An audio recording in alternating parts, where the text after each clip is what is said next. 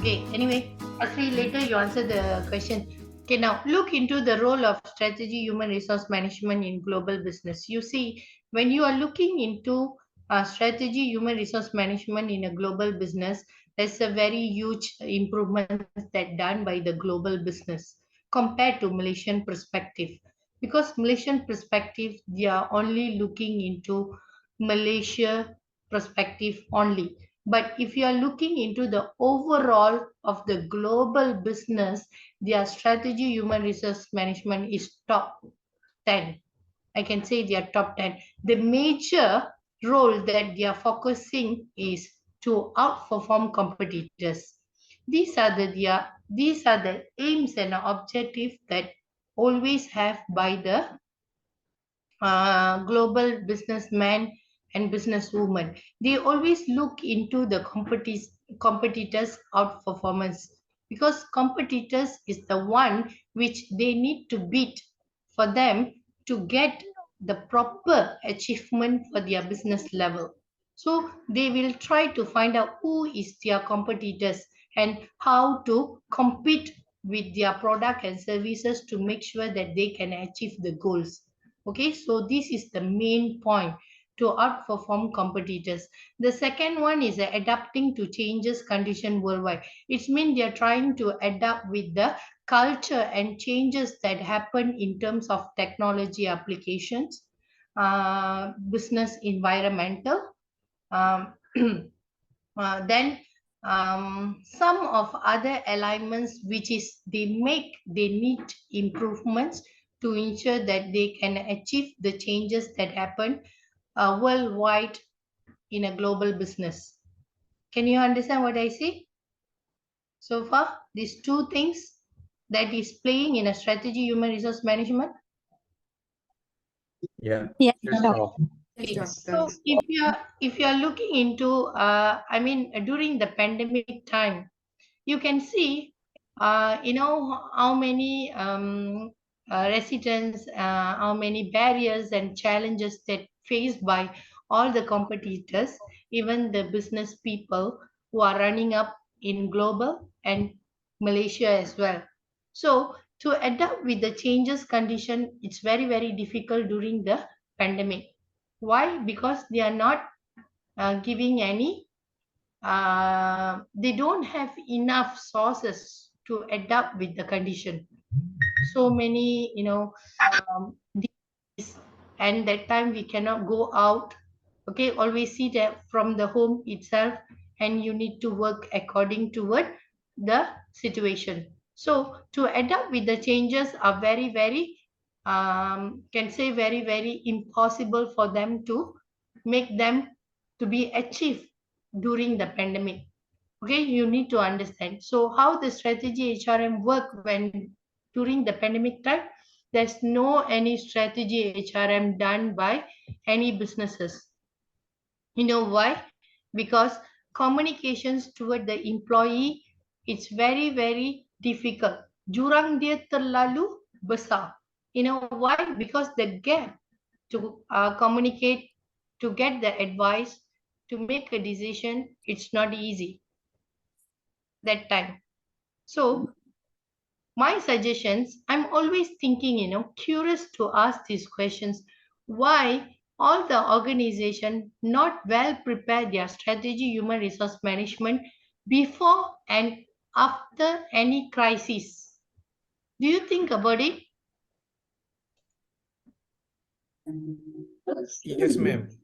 Do you Doctor, think about it? What I'm saying? yeah, sebab I rasa Yes. these are support business units, Doctor.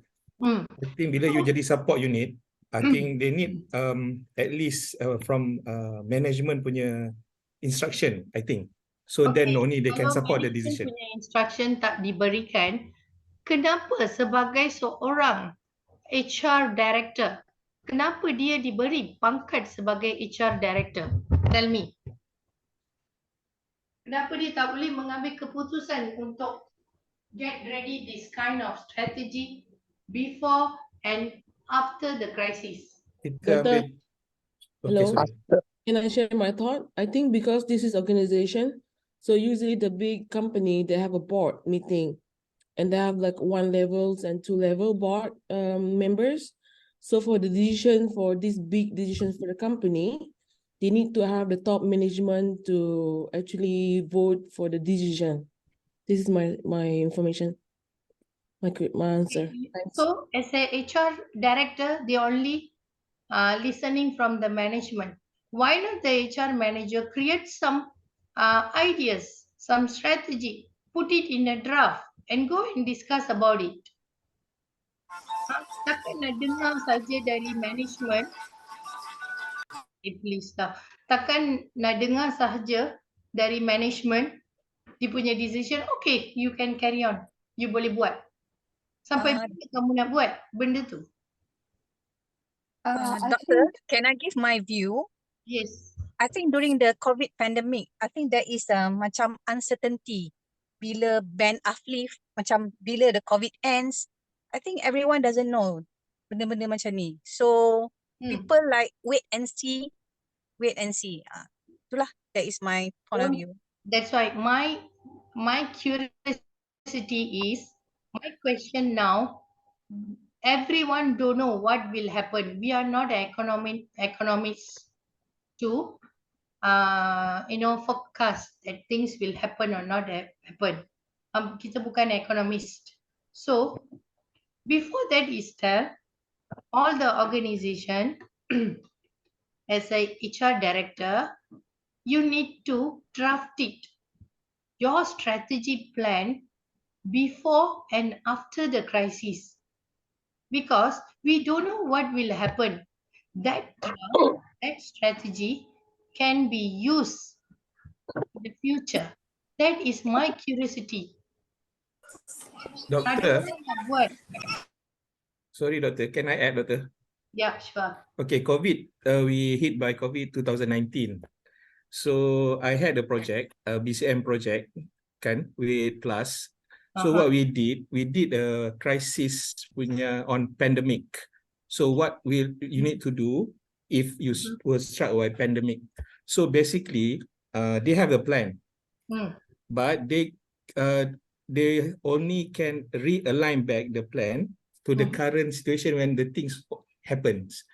So like you said before, yes, they have sit down and discuss. But at the end of the day, somebody said we still need decision for management to trigger the plan or whatsoever lah, macam tu. Okay, that one I agree with you. But nobody will figure out first. My question is, saya boleh cakap semua organisation tak akan buat benda ni. Agree. But So I think the most concern is the cost concern of the company. don't talk about the cost. We are not talking about the cost now. I'm asking, without cost also you can draft it your strategy.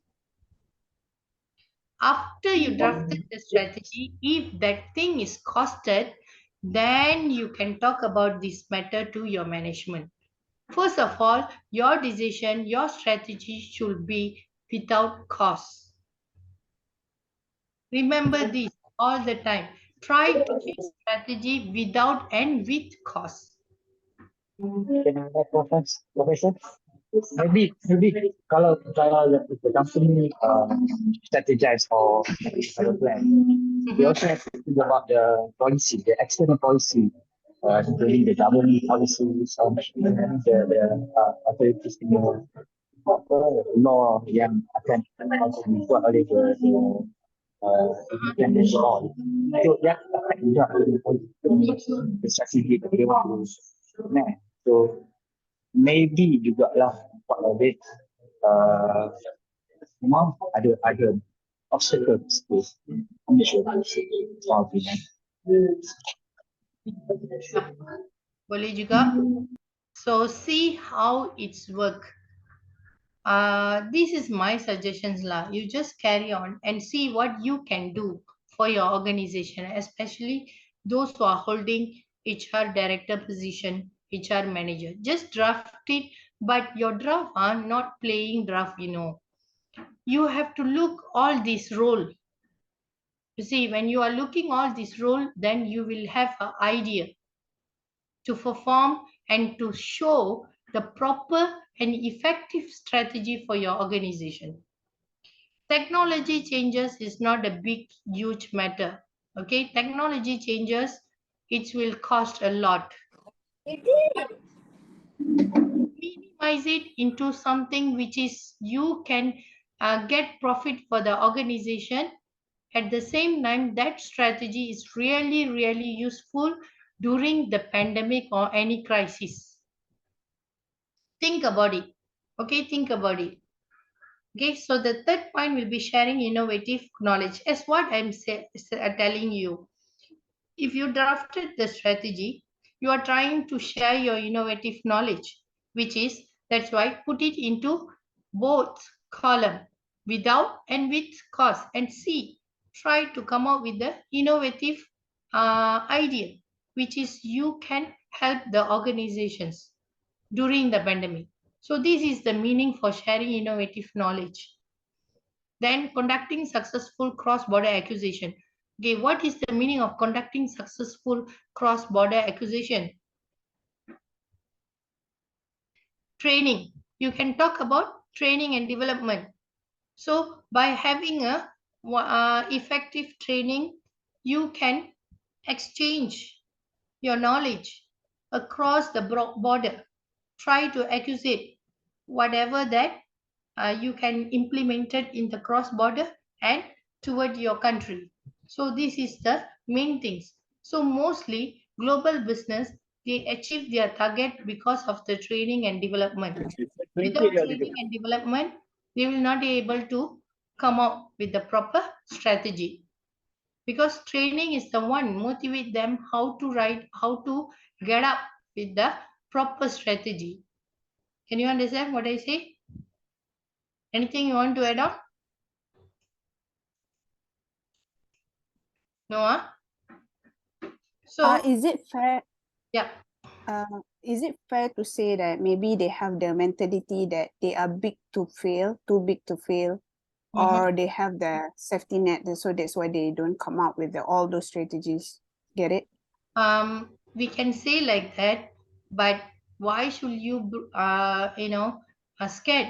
You are the director of the company. Why not you are giving a suggestion? I tell you, all the suggestion will not be accepted by the management because they will be feel guilty of their self. As a management, they also don't know. When you are come out as a worker, when you are come out with an effective strategy, they will accepted your idea, but the implementations of your idea after you resign from the job, because they don't want the reward is goes to you. Okay. So these are the things is happening nowadays in the organization. They even not appreciate any the employees who have a very capable ideas to share for the organization and minimize their costs and maximize their profit, because they are worried, they're concerned. If you are very clever, you can sit in their position. Am I right? Yep. Betul. I tak tahulah. Agree. Ina boleh Agree, ubah doctor. punya. True enough. We don't know when is the human beings will change their attitude. Okay, so as you worker for the organization, employee for the organization, try to do something. If you think that you can perform, you can change the culture of the organization. If you can't, just keep quiet. Don't worry about your company. Just work and do what you can do. Okay. So the last point will be effectively coordinating subsidiary operation. So this is very important. You see, when you are talking about global business, some of the businessmen, they are having their subsidiary company in other country, their HQ in overseas. So they have to coordinate all the activities that is happening in the branches in other country, in other state. So when they are come up with the strategy, they have to make sure the strategy should be alliance toward all the branches, not only for the HQ. When HQ is implementing the strategy should be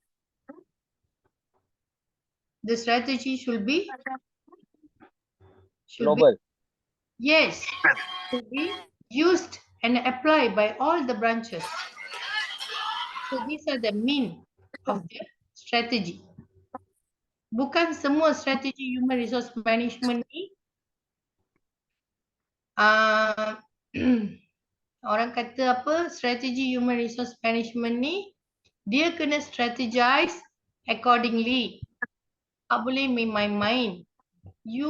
When you are HQ in the company itself, then the strategy should be achieved to all the other branches. That's why the HR will be consult with the management before they make any decision. They have to get approval. Why they must get the approval? Because it will affect for other branches as well, other operation as well. So you understand? But when you talk about it, right, this actually depends on the culture as well. That you can't say that Asian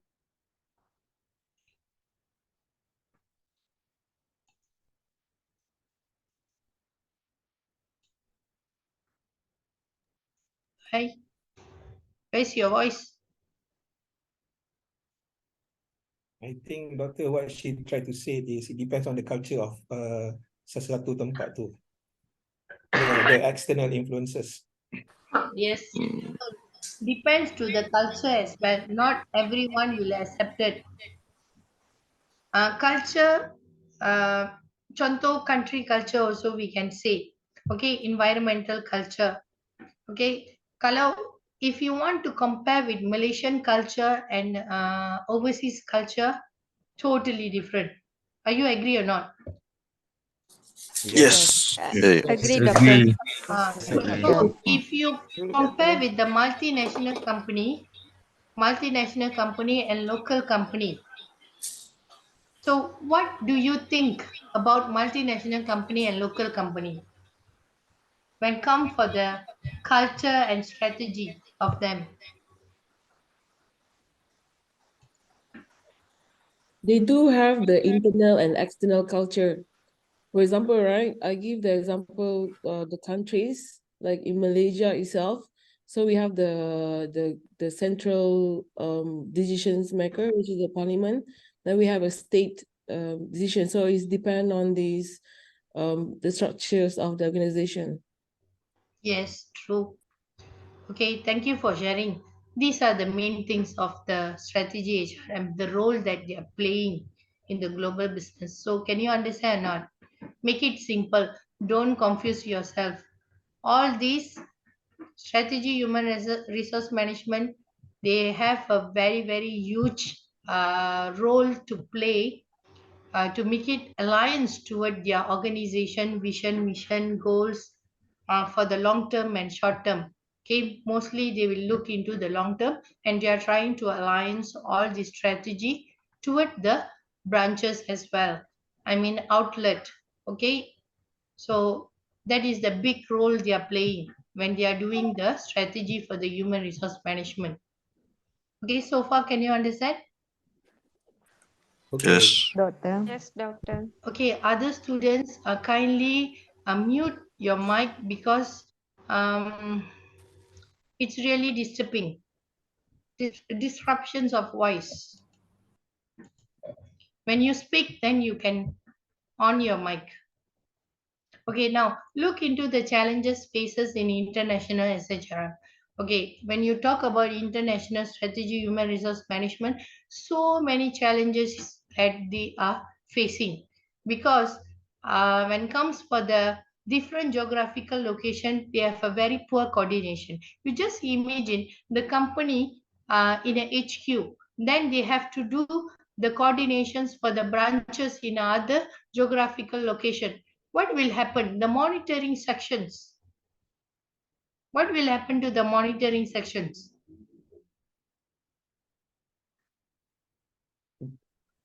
Oh, Huh? Any of you Doctor, working? Yeah, any of you working in Sunway company?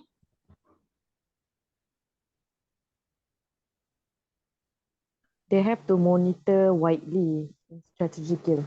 The problem is the HQ Sunway. I give example. Sunway is the big company, multinational company. Sunway as a multinational. They are multinational company. You know what happened? They having a very very poor coordinations because their company is all around the location. So when all around the location, the human resource manager from the headquarters failed to monitor the activities that are happening in a different location to achieve the goal of the HQ, because due to the global market changes, adaptations, all that they can't make a proper decision. Can you understand? These are the things happen, especially those who are having branches in different geographical location. The HQ will having a big problem. Okay, can you understand the first point? yes, doctor. Yeah. Doctor, can I share something necessary here? Yes, yes. The, for example, like in my company also, they have this practice to do welcome call to welcoming all our customer. Okay, Okay. which is very it should be compulsory. If no, the banker, the banker, the commission earner, everyone commission will be whole if customer wrong information due to we try to stop the mis-selling and everything. So what Okay. happened is, since my branch is in Johor, I'm Mhm. taking I'm taking care of my Johor branch. So what happened is, when the welcome call people work in KL, they only look like KL working hours. But here the customer most often working in Singapore. When the customer requesting saying that, can you guys call back after working hour, or even can you call the Singapore number, or even Saturday, Sunday, the HQ, like when I wrote the email and request to them, they cannot align with the working hours, or they also cannot call to the other region, the Singapore to confirm whether customer really a genuine customer or whatever. So this is what happening in. Okay, very good example. Yes, that is one of the problem always facing by the international persons, because when they are following the international hours, it will not be same with the other different geographical location. So what will happen? The activities that they are coordinating will be collapse. So when they collapse means they can't even achieve whatever that they want to meet. So these are the problems. So to these kind of challenges, how they are going to face it, how they want to sort it out. Can any of you give strategy for them to sort it out this kind of problem?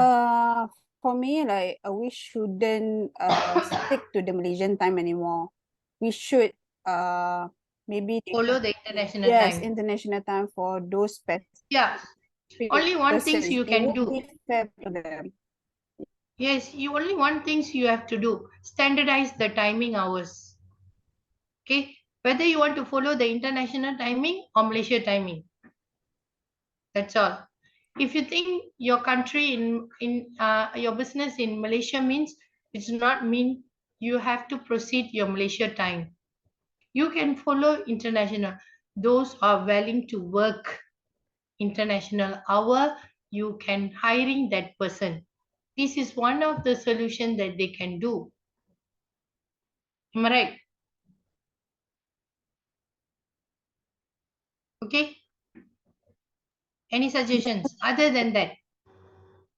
Other than that, since the welcome call, this is my suggestion, doctor, Yeah. because the welcome call is third party. So when they are give to third party, the third party also give the term and condition. We only can call within Malaysia, and also we only can from Monday to Friday. But if we can see the Singapore workers, all their timing, the working hours is totally different from us. And also when come to Saturday, Sunday, also sometimes they have work and they are holiday in some other days.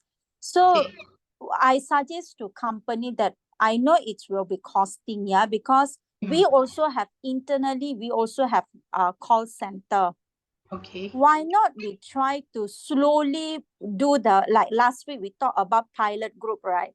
Since Johor only have this issue, why not they are start up with the pilot group without involving any costing?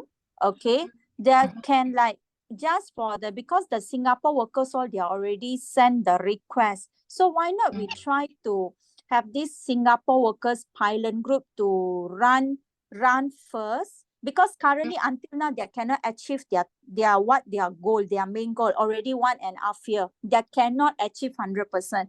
So I know they're slowly, either they're involved cost to hire another staff or two staff, or without costing, they are try to segregate the some of the staff to work the night shift or Saturday, Sunday, something like that, because it's already call center.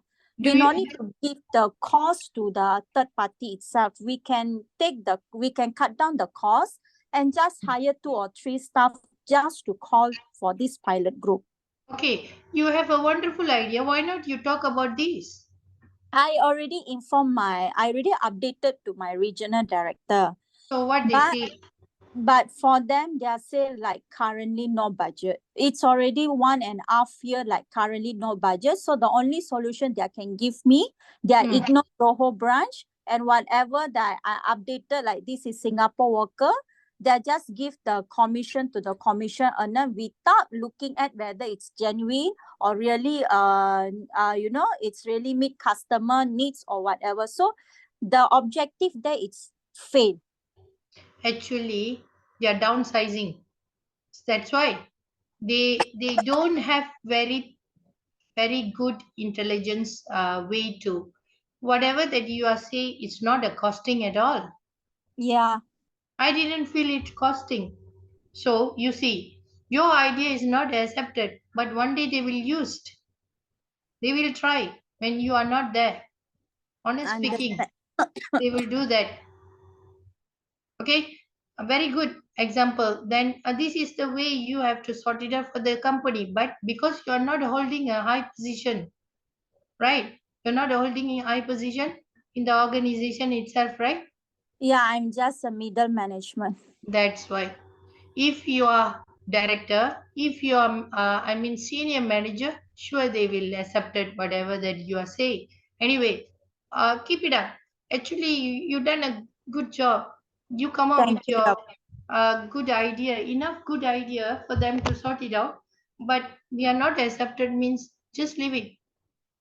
You can't fight with them because you are just a middle manager. Only the director can fight. You can talk about it to straight if you have a direct connections with the director. If not, if you want to go hierarchy by hierarchy means, sorry, your idea will not be accepted. Understand.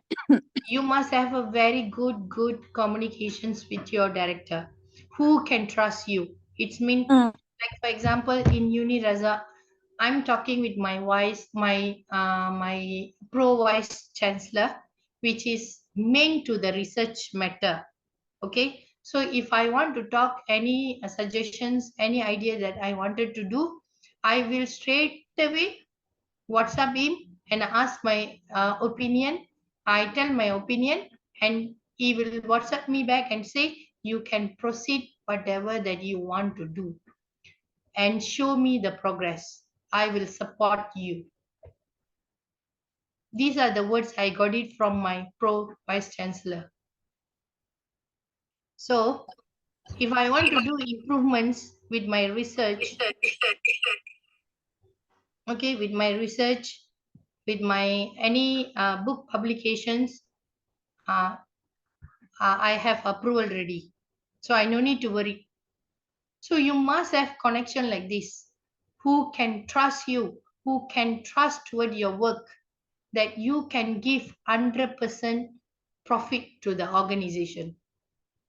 Okay, Nesri? Understand, doctor. Thank you. Very good idea. Thank I'm accepted, but I'm not your director. So I can't do anything.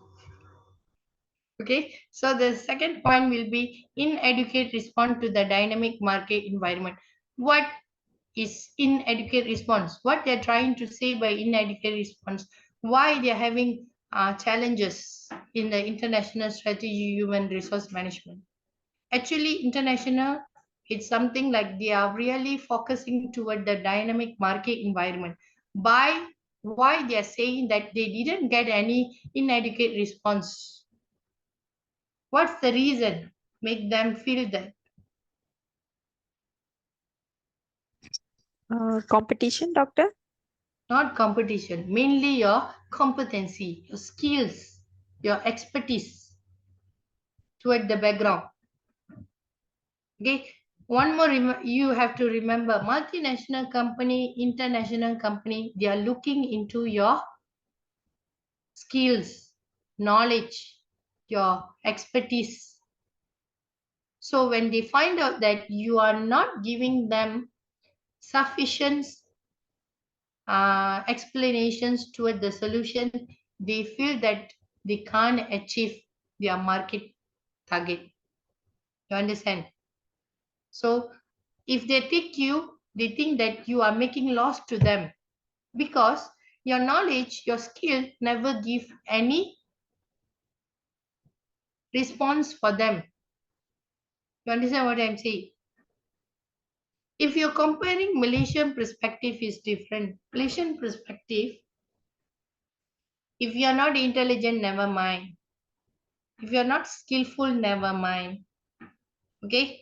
Asalkan you kerja, makan every month, sudah. Itu kita punya culture.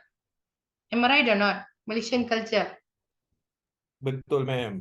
Yes, doctor. Couldn't agree more. Itu Malaysian culture. Tapi international, dia punya culture, happily you work. Produce your productivity job. Get me profit. Itu diorang punya perspektif. Kalau you kerja kat international, you akan tahu macam mana diorang punya culture.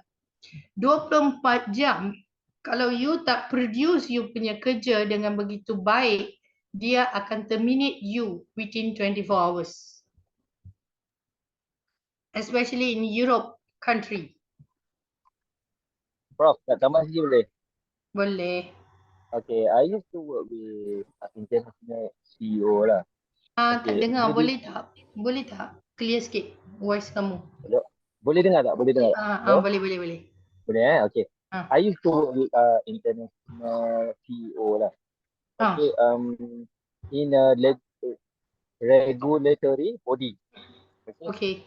So this international CEO is leading our local Malaysian lah.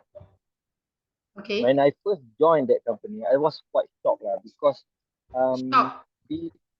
You mean sebab dia surprise? punya surprise lah. Sebab apa dia punya polisi dia memang betul-betul jaga staff and worker lah.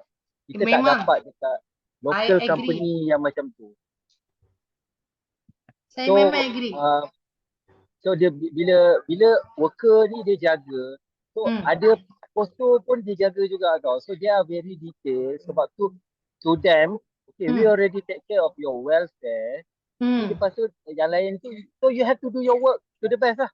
Kalau tak, kalau tak apa jadi? Kalau tak, we will replace you. Nobody is indispensable. Maksud kamu dia akan terminate ke macam mana? Dia akan make a force you lah. Dia macam make you to resign. They won't terminate you. Tapi dia akan buat kamu kan? macam demotivate dan resign sendiri ya. Correct. Doctor, Ah, I also have the view on this. Usually the okay. big company, in terms Uh-huh. of HR process, right? Mm-hmm. We separate the emotion from the procedure. So we have the SOP. So basically, if I understand just now, my organization as well, like that, they have very so many benefits for the staff, but they also looking at your performance. Then, if you are not performing, so we do have the KPI yearly or termly. So if you not perform what they expected, so usually the SOP they will give you the first notice. You need to achieve this. They will review again. Then if they not achieve, then we have a second notice. Then the last part, the only last part, they will terminate you. But that's they give you a chance to prove you're worthy in the company. Okay, that is some of the international company. But mainly what Zul cakap tadi tu, betul. Dia akan demotivate the employee because they will care the welfare of the employee very well. But if you are make them lost confidence toward your work or your attitude or anything, they really don't want you. But the way they speak really tajam. Buat kamu demotivate and resign sendiri. Itu So betul. dekat dalam company tu nanti Aha. akan always ada hot seat. Oh, hot seat. Okay. So macam this seat ni memang KPI dia very strict and you have to follow, you have to achieve no matter what lah, do die lah, you have to achieve. So whenever we get a new bosses ke new director whatsoever, we will always lah monitor it close. True. Oh, okay. So now you understand, right? Apa masalah international untuk strategi human actually when come for the retentions of employee. Doctor, Okay. Daniel. Yeah. Yeah. Doctor, Daniel? based on this our discussion ni kan, is there a probability that Malaysia ni is more to Japanese punya working culture compared to yang kita belajar is Western culture? That's why kita Kita punya ni kan Malaysia culture. Kita ni Melayah. Saya boleh cakap. Traditional. We are more to traditional. Compare, kita tak pernah ikut international punya cara. This is Malaysian norm. Yes. Kalau kita ikut international norm, lama Malaysia dah berjaya dah. Saya boleh cakap. Nama je Malaysia is a developed country. Saya tak nampak pun. Boleh nampak KLCC je. Tertinggi. Because doctor, our Malaysian regulation on workers sangat ketat. So if you suddenly suka hati terminate staff, Betul Saiful. Actually, Malaysia ni lebih kepada Islamic perspective, you know. Kita ni hati kata soft character. So when we are soft, we can't be behaving like what the international people is doing.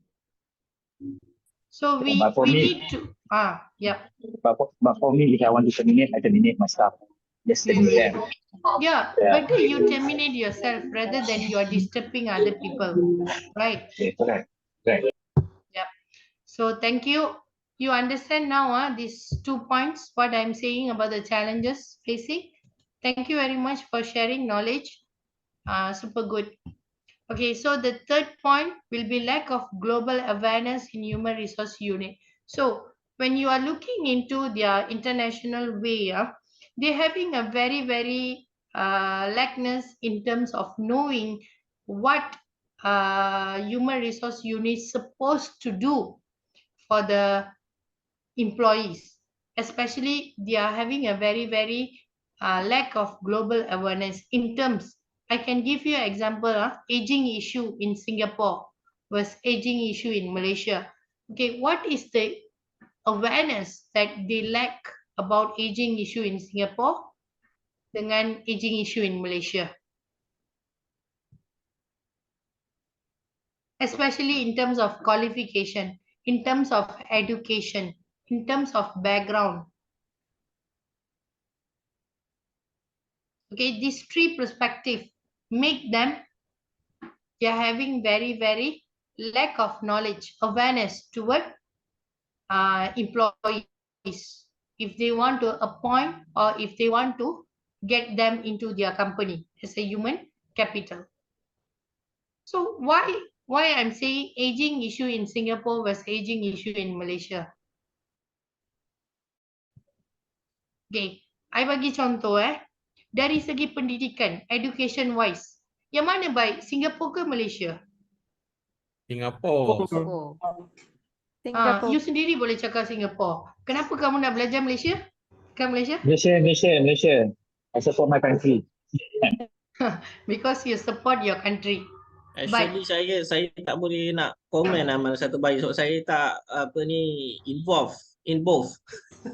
I see. Okay, so actually education wise I'm support Singapore because dia punya aging education boleh kata jurang gap dia terlalu besar daripada Malaysia, because Malaysia dia ikut step by step, but education in Singapore masa darjah 7, masa tahun 7 itself diorang dah belajar darjah 2 punya tahap Singapore. So dia Doctor, yeah. How about those international schools in Malaysia then? Yeah, I can tell you international school in Malaysia, the gap is very, very huge because they are more front than Malaysian people, advanced. They are advanced rather than Malaysia because previously I was in an international, I'm an international school teacher. I'm teaching economics that time. So when I'm teaching economics, I can identify their age is just 10 years old, but they are studying things which is learning in year 12. Economics, form 1, dia dah belajar tahun 6. But can I ask? Huh? Doctor, I want to add something. I'm working with the international school, Alex Smith School. So I'm a professional service staff, not the teacher. But, we actually, why we are different from Malaysia, because we follow the Cambridge syllabus. So the Cambridge syllabus is actually not matched. All our holidays, our term break, our of course the fee is so much. Yes, exactly. They follow the overseas standard. Yes, exactly. I'm agree this because they will not be follow exactly Malaysian fees, all that. International will be different and their education's level also different. They are more advanced than Malaysian, I can say public Malaysian school. Okay, that is the one. Yes, I have question too. But we can't use O level, A level for working, but we can use SPM cert instead. You see, O level, A level is like a similar like SPM and STPM, but the way they are learning, it's more advanced.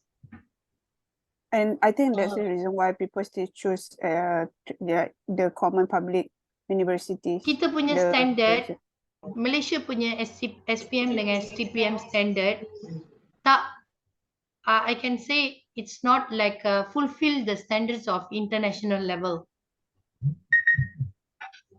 I can say very simple, but when it comes for O level and A level, their standards will be very, very difficult and the questions will not be asking exactly what they are studying.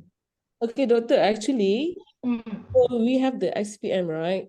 They do have the final exam. So we have, then we call it, it's like just like Malaysia. So they have primary school, they have secondary school.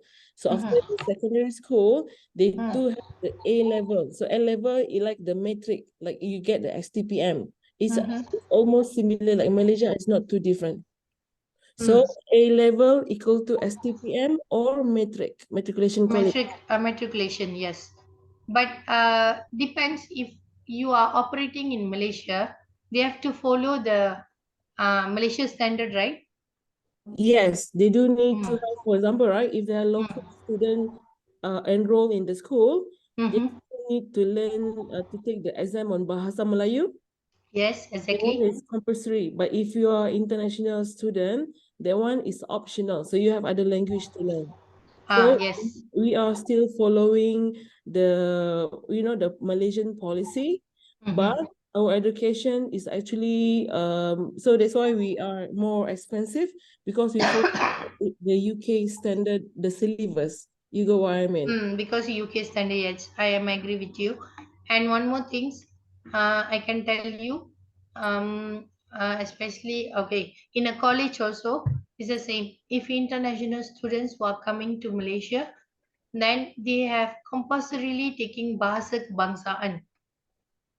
That is for the college, like what I'm experienced before in a college, international students compulsory have to take bahasa kebangsaan, and the level is very very simple. They are learning, not like how we learn make a sentences. No, theirs is very very simple. Baju, like kindergarten level, they are learning just to fulfill the requirements of the education. That's why I say Malaysia is something like giving very, very easy way for everyone. But internationally, they are really strictly follow what they want based on their SOP. So they are not aware to what is happening in other country. Can I share my experience? Because I took Yes. A level last time. Masa I belajar after SPM. So during my study for A levels dekat Malaysia Marah Banting. Saiful, kenapa background kamu ni noisy? Because I'm in a restaurant actually. Yeah. So masa I belajar A level, Mm-hmm. actually the standards is according to UK standards, and kita nak belajar pun bahasa Melayu. Only you have to learn. There's another additional subject also, which is agama lah. That's it. I'm not sure A level dekat tempat lain in Malaysia tu ada belajar bahasa Melayu. Kita orang belajar pun bahasa Melayu during our studies for A level. Maybe I'm not sure nowadays, because of the That's why different. We don't know the policies and procedures changes. Okay, so that's why we need to aware toward what is happening around us. Okay, so these are the challenges always happen in an international strategy HRM. Then we need to aware about it, because when you come for the strategy HRM things, you need to know what is happening all around us, world especially, because you need to strategize according to the market, according to the global situation and the crisis, everything, to ensure that it will not give you any impact at the end. So that is the reason. So the next point will be failure of establishing some multicultural teams. Okay, this is one of the critical issues that are happening in the international, because I can share my experience that one of my friend who really interested to do medical, so he went to study medical in overseas. I don't know which country. When he want to attend the class, the people is asking, where are you from? What race you are? I see your color is not equivalent with our color. Can I get out from the classroom? These are the words that they are getting. So when you are not joining with the multicultural team, how do you want to improve your behavior? How do you want to know their culture? So why international don't want to accept peoples from other country to join together and achieve their strategy? These are the things is happening in an international. That's why they have failed to establish a proper multicultural team. Compared to Malaysia, Malaysia still accepted people from other country. We can say we are multicultural people, you know. Just imagine people from Bangladesh come to Malaysia, work, married with Malaysian women, Malaysian men. So they become a second home. Malaysia become a second home for them. So we developing our multiculturals by having them. But international, until now, they don't want. They don't want to proceed these things. Don't know what's the problem. Because they feel people from other countries not giving any benefit for them. They're not White supremacy. equivalents. Huh? White supremacy. Yes. These are the things. So basically they have to change their attitude, not us. Because we are diversified, we wanted to explore, we wanted to know better about other people's culture. But these challenges, they have to think about it. Okay? So now, looking about strategy HRM achieving the right balance. When you talk about right balance, it's all about your work lifestyle together with your job condition. So if your work lifestyle is good, and it may not lead for your stress. So to lead for the stress because of the task that designed by your management. If the task is not given you sufficient break, sufficient satisfactions, you will be end up with the heavy workload. You will feel like you are working for long hours, and you will feel like that work is like a routine work for you, which is demotivate your job due to the task is not given you sufficient satisfaction. So can lead you to become a stress. Then the second point is a management style. Okay, as I told you, management style must be autocratic, must be democratic, not autocratic. So the communications must be good, must have a eco-friendly citizenship behavior toward the workers.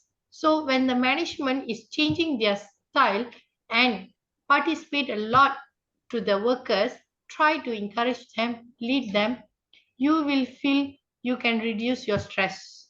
So the work balance in your working place will be happy. So these are the components that make you feel stress and don't have a right balance between your life and work. Can you understand what I say? Yes. Okay. So the next point is workplace flexibility. As we all know, workplace flexibility depends to the organization, how they are giving flexibility to the workers. So it depends to the time, depends to the place, depends to the task. Sometimes some organization, they have a 2 hours of time. Okay, sometimes they have certain events for them to make it flexible their job. So everything, it's all will be included in the strategy HRM. Okay, so that's why human resource manager is required in the organization to strategize the employee welfare, to make sure they can balance their rights toward work and their life. Okay, so now this is the types of flexible work arrangement. You can see how the flexible work arrangement. So during the pandemic time, we have a sorry, we have a Working from home. work from home, then comprise work week also we have, telecommuting also we have, regular part-time also we have, job sharing also we have. So all these are flexible work which is arranged by the HR manager toward the employees when they have facing any pandemic or crisis, which is required the employees to work and communicate with the employer immediately. Okay, so this type of flexible hours.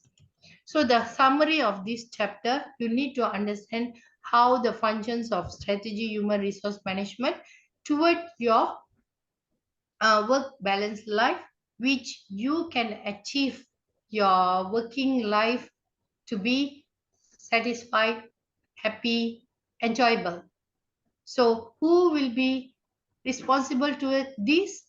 The manager of HR should explore their experience, their management style toward the employees and come up with the effective strategy HRM. Okay, can you understand now the chapter 2? Yes. Yes. Any Yeah, questions so okay, far? okay. So far, so good. Yes, doctor. Okay, so I close this Yes, chapter. doctor. Okay.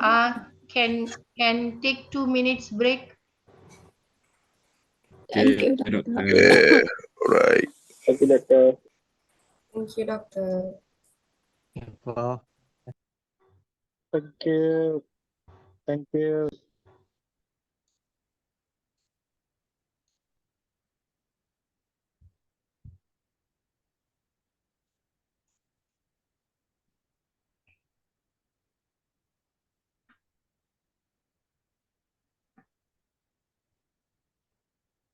Can you see the slide? Yes, we can, doctor. Okay. Yes. Can doctor. Yes. Okay, give me 2 minutes.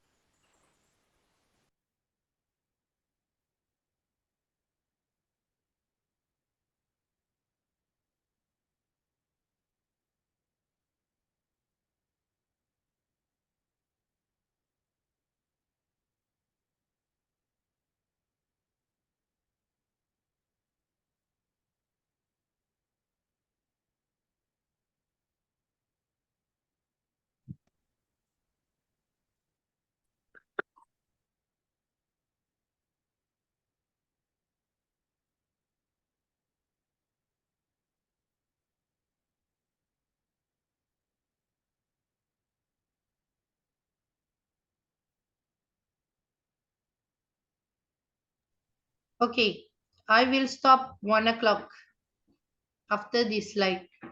After 1 o'clock, group 1. Make sure all the 8 groups completed within 2:30. So cannot take much time. Each group 5 minutes, 1 minute or 0 minutes for the Q and A section. Okay, agree? Agree, doctor. Agree, Agree. doctor. Okay. Agree. We need to manage the time. Okay, this is part of strategy human resource management as well. How do you That's, manage your time? that's good thing, doctor. Okay, I'm always managing my time. That's why. Okay, so now look into unit 3, strategy human resource management, measures and metrics. So what you understand about HR metric? Any of you have idea about HR metric and what kind of HR metric is using in your organization?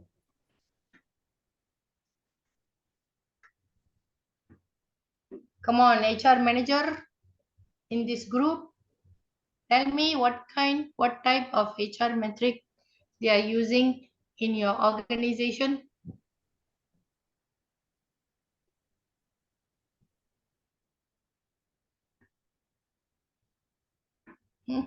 Semua dah quiet. Probably time and attendance, doctor. What? Um, Time and attendance. Yes. Absent Some rate. more? Some more? Running metric. Employee engagement. Is it they are using in your company?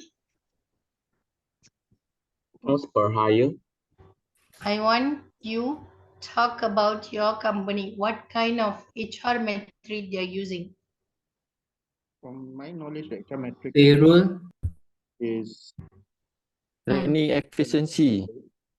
the overall absenteeism rate. Okay, those who are in a production side. From production side, I always use attrition, absenteeism, the efficiency metrics, signal metrics. That we call HR metric. You know, the reason they are using HR metric to identify the employee proficiency and productivity job. So they will do the measurement toward their performance. That's why HR metric is part of the strategy HRM. Doctor, it They is must have, yes. sorry, you mean like turnover? Yes, to calculate the turnover rate also is part of the HR metric because they need to know how many employees are retained in the organization, how many employees are leaving from the organization. Because in a year itself, they have to do reporting. They have to justify why many people leaving from the organization to the board of the director. That's why HR metric is part of the strategy human resource management for them to make it the organization effectively functioning in terms of their job, in terms of their productivity. Okay. So our learning outcome for this unit, we need to identify the right method of ensuring performance. We need to discuss the key benefit that a company can get from measuring performance and what are the different types of HR metric in use in most of the organization in Malaysia. Okay, as I told you, there is a common 11 key HR metric that using in Malaysia, but not all these 11 key HR metric will be used in all the organization. A certain only. That's why I'm asking you need to identify what is the right HR metric is using in your company and how effective that HR metric toward your job. You get me what I say? Understand? Yes, doctor. Yes, doctor. So Yes. these are the 11 key HR metric. Basically, this is the common one. Okay, not all the company have all these. Okay, not all the company have all these. So all these will will give them a rate for them to identify the ratios. Okay, by identifying the ratios, they will know who is performing, who is not performing. That's why they need this HR metric. So when they needed this HR metric, they will be able to identify the competency of the employee in the organization. That's why we have all these. So each of these got their own measurement skills, you know. They have their own measurement skills. So different way, different metric will have a different calculations. Understand? Hi, doctor. Yes. Yes. Doctor, if let's say in the organization that I'm working right now is we have this performance management system consists of all of these. Is that what you mean as the HR metrics? Again, Which which again. okay, in the organization that I'm working right now, we have this performance measurement system. Okay. Where consists of all of these things that that appear on the slide lah, which we have our So own. it means this 11 HR metric is fall under your performance management system. Okay. So is that considered as also the HR metrics that you are referring to, because they Yes. combine everything? Yes, yes. All right. Yes. Okay. So it's mean they indicated a performance measurement. So all the 11 key under the performance measurement. Right? Yes. So it is no any objection toward that. Yes, it is. So now you understand, right? Not all the HR metric will be implemented. Some of the company, they have employee happiness. Why employee happiness? What do you want to know about the employee happiness? So in my organization, we do have the well-being like committee. It's part of the HR to make sure everybody is working in the, it's not very stressful. We call it the well-being group. So that's why it's part of the HR metric. So they want to identify the employee happiness, who is sad, who is happy. So once they know sad, they will evaluate them, giving them motivation. Is it like that? It's more toward so this is my personal experience in my school, Alice Smith School. So what they do with the staff, so they elected the committee is a volunteer who's interested to take lead on these activities. So, one part of it, we do have the learning week. So the learning week, we invited all the staff to join to improve their skill. And the second part, we do have what we call it, like team building. We're going somewhere, depends on the place, like obviously somewhere to, like everybody's going, then we do the activity. So it's like a trip, also considered as an employee happiness. So it is like a vacation trip. Okay, trip lah. Okay, Yeah. okay. And the third one, we have these yearly, like we call it the massage. People come and massage the staff. Like we do the well-being activities. Okay, Something okay. like that. Foot massage, okay. So by doing that, how the employee happiness metric is work? Can you explain about this? So I think I'm not in HR, but after all these program, they have these because I don't know the internal part. So what they do, they send the survey to the staff to rate their happiness. You know what I mean? But I'm not sure how they're processed because I'm not in that department. But this is what they are doing for our staff in the school, including. Okay, any students who can explain about employee happiness, how they are doing the measurement for the employee happiness? Doctor, can I try? Yes, yes. Nesri here. Okay, employee happiness, I think it's for employee, it's related to their bonus and also the increment.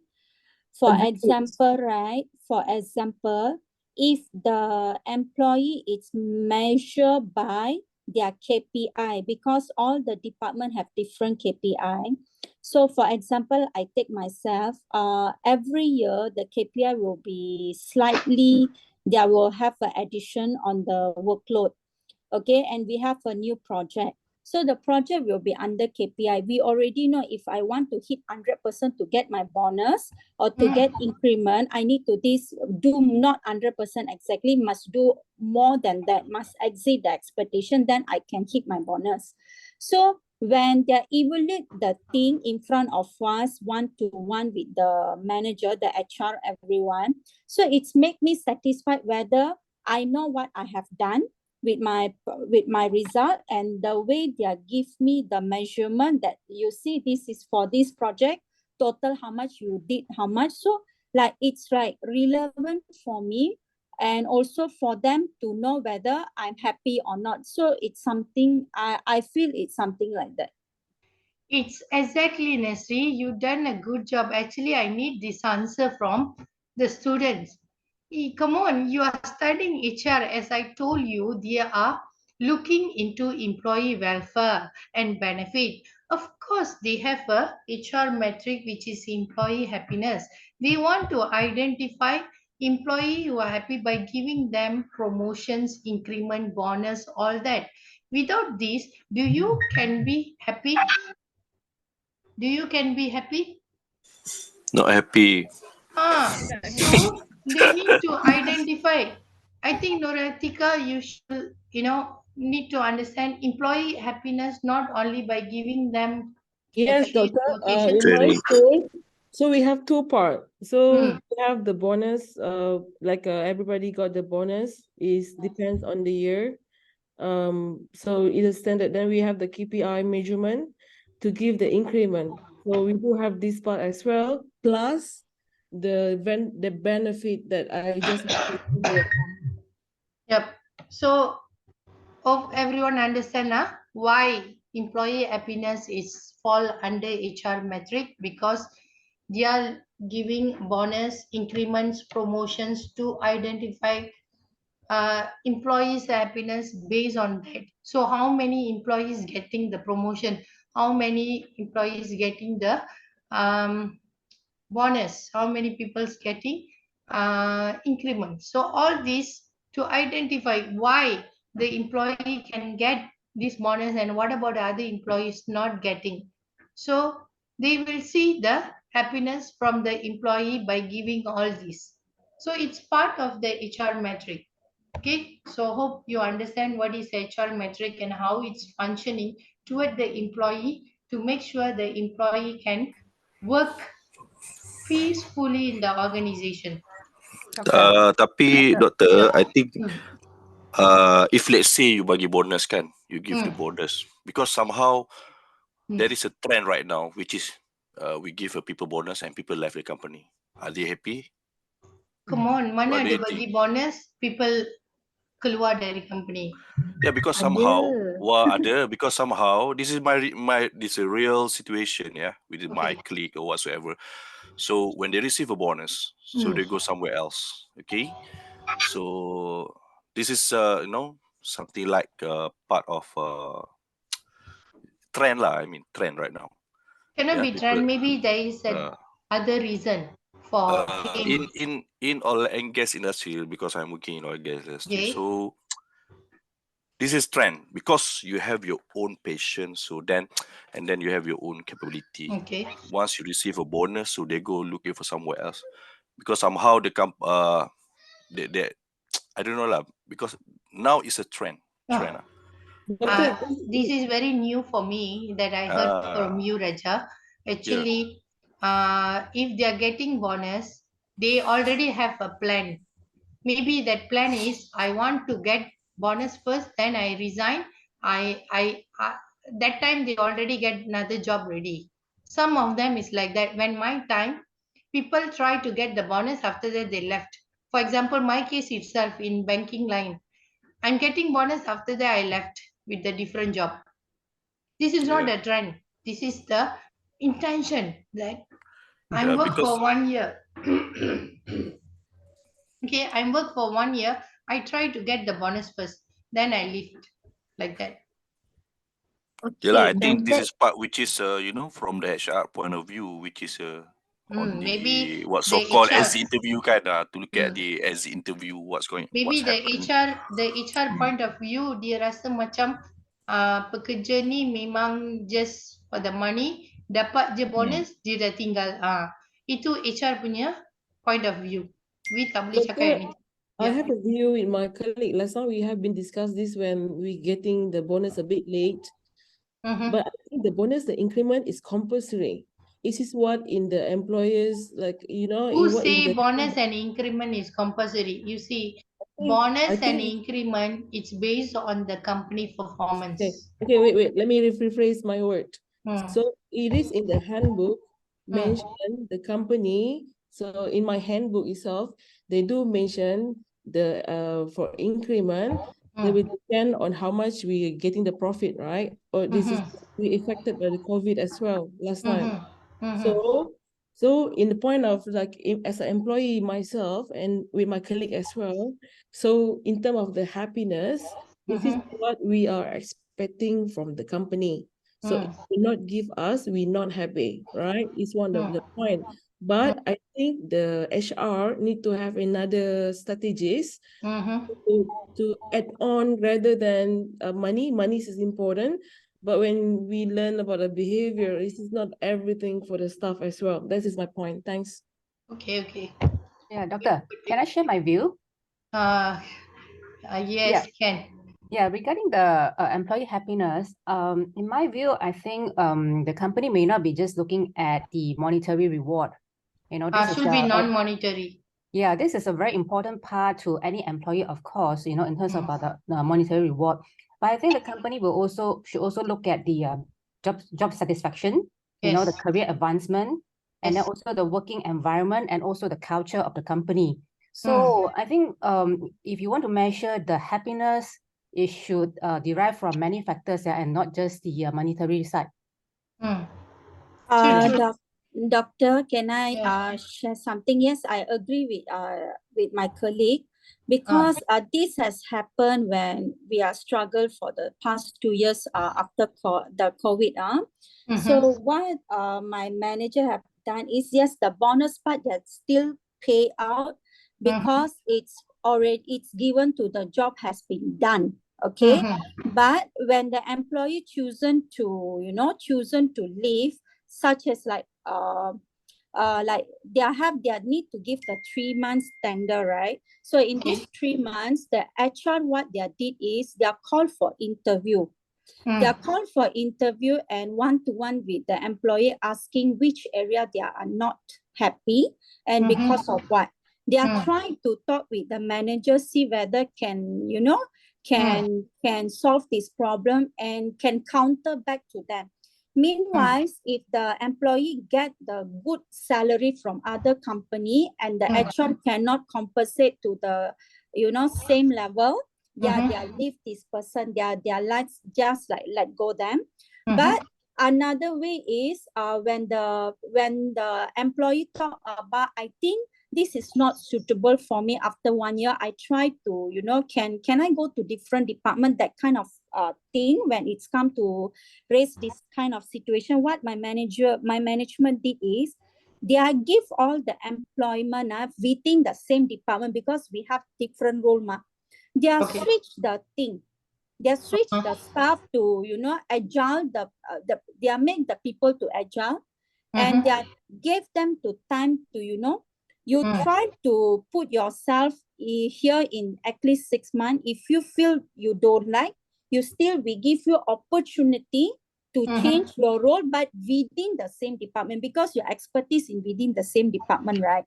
So when this thing they implement in my company, the resignation rate, it's actually slowed down a bit. But if there is a better offer, we can't stop it lah, because better offer, if company HR itself cannot give me, we can't do anything.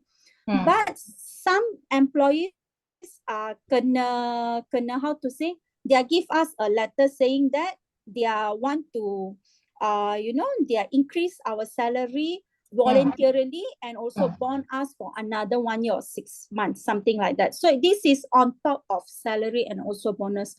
This is what my HR have done lah. So that's why the conclusion is you are happy or not happy? Yes. You are happy. Okay, so you are fall under HR employee happiness metric. Doctor, how about you? Just now you said you worked for You 1 happy year or not, and doctor? then you took the bonus and you left. Where's the definition of Happiness. employee happiness inside Okay, you when you took actually, the bonus and left? Okay, you see,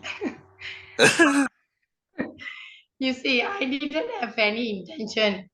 I didn't have any intention to leave after the bonus. My head of operation recommended me to another company to become an assistant manager, safeguard company, which is alliance toward all the banking industry. So they promoted. So I just take it the opportunity. But I feel like that time I was young, 26 years old. So when I can't make a proper decision that time, I just like a jump, what I like monkey. Ini suka, itu suka, like that. So there is not a proper directions for me. And at the end up with unhappiness. At the end of the day, Not it's you happy. yourself lah. Kan? Yes, at the end, within the 3 months, I was end up in the education line until now. That is the proper decision I make. It's mean I only suitable for the education, not in the organization. So by meaning, employee cannot trace whether employee cannot trace whether the employee is happy or not lah, right, doctor? Yes, exactly. That means it's depending on ourselves whether which area we really want to go. Is that, Yes. doctor? Yeah, exactly. Tapi the company also need to apa Identify. value identify that the happiness lah juga. Tak boleh lah. Yes. Faham That is tak? also I mean the true. metric, we should have this metric. Okay, walaupun you achieve at certain level pun that we should have that Raja, yes. I got idea. Not only this is the common 11 key HR metric, you know. You all can suggested any of HR metric toward the HR manager to be implemented. Correct. Yes, yes. But before you are giving suggestion, make sure you do pilot study. Get feedback from other employee.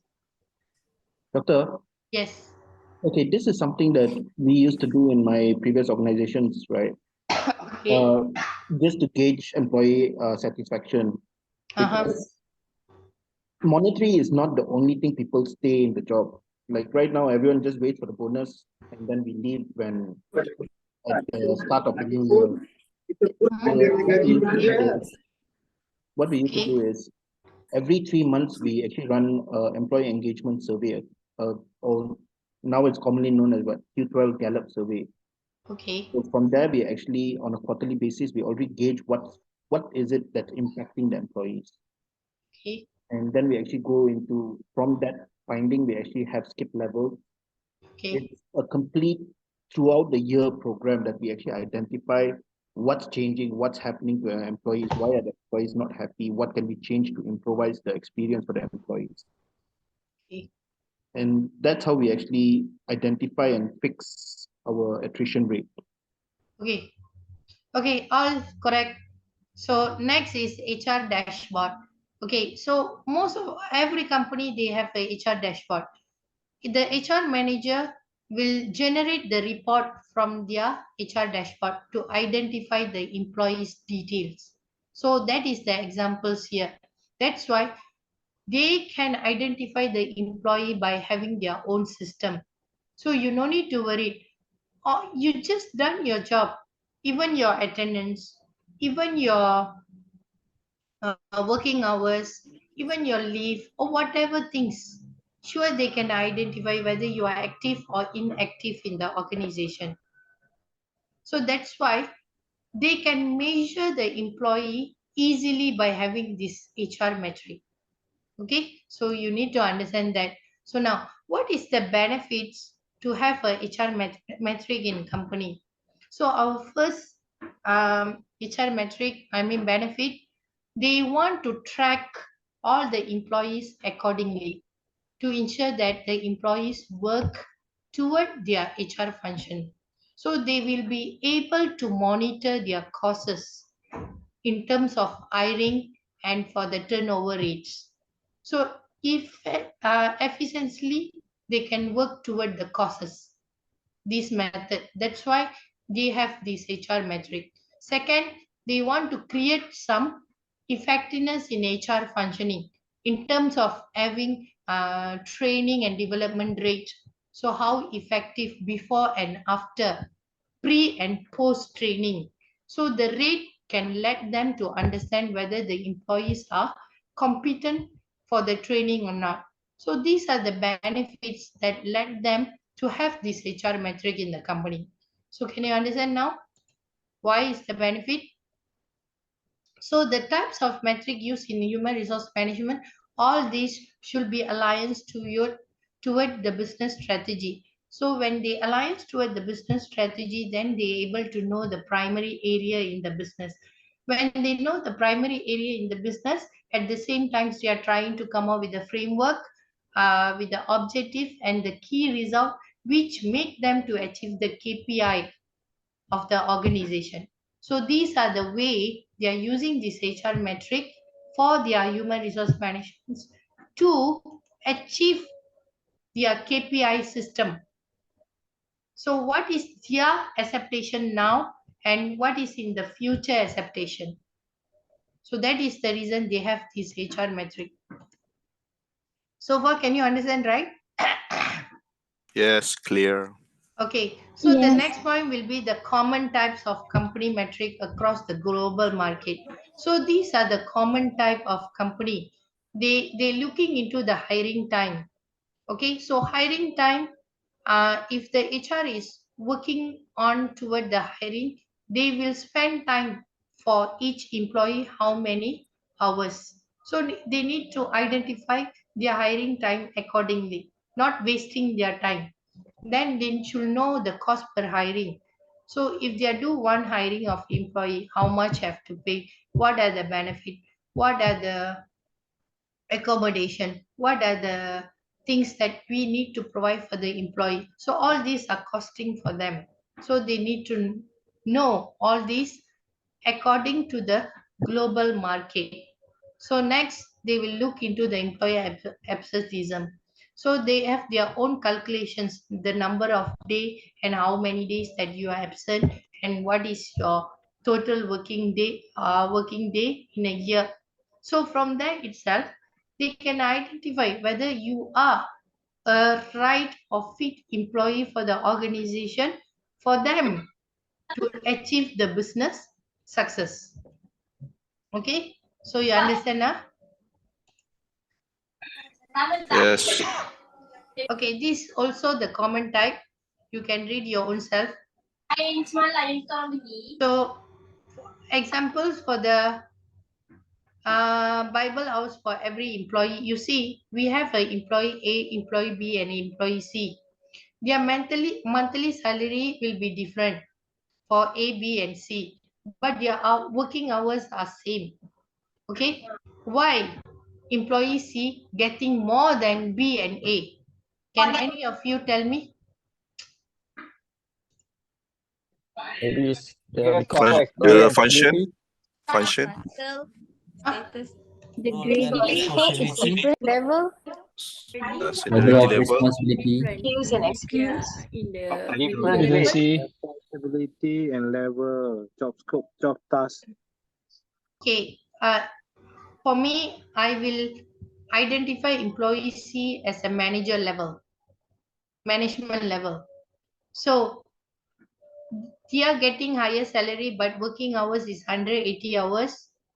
Okay, the reason is because of their qualification, because of their experience, because they have a background of the studies.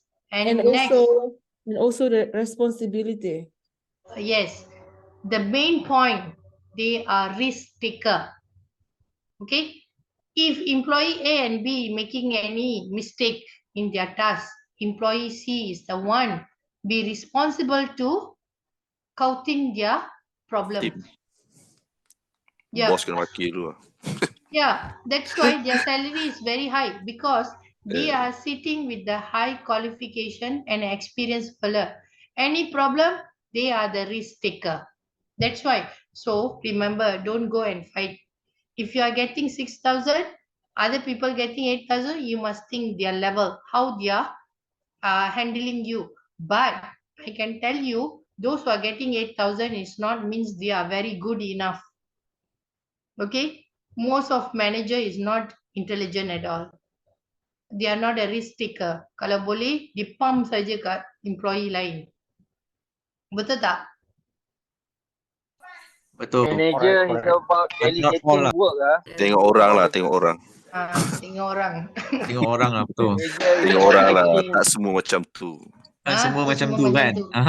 Tak semua lah. I think kena buat survey lah, kita buat survey nanti. Tapi as I know in the organisation memang macam ni lah.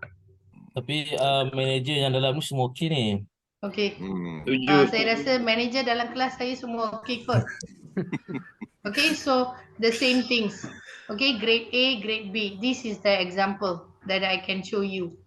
Okay, so the next point, areas that required analysis in order to avoid problem arising. So you kena tahu area yang you kena buat analysis untuk settle your problems rising, especially in finance. Don't give your excuses or don't say anything to the finance, because finance will not be negotiate, will not be alliance toward the employees. They only try to communicate with the human resource and try to identify the causes, everything. So you are nothing. That's why the area that you need to focus finance always like ignoring the value of human resources.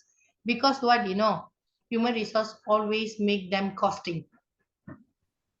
Human resource kalau jumpa finance, dia mesti cakap pasal expenses saja. So finance memang tak suka whatever the human resource did for the company. Itu yang you kena tahu kenapa. Then politics. Lagi satu hierarchy. Okay, based on your position. Okay, based on your position, you are like jump into conclusion. Social, then the strategy. So all these area you have need to focus. Okay, now look into the approaches. There are few approaches which you need to identify and make it as the challenges.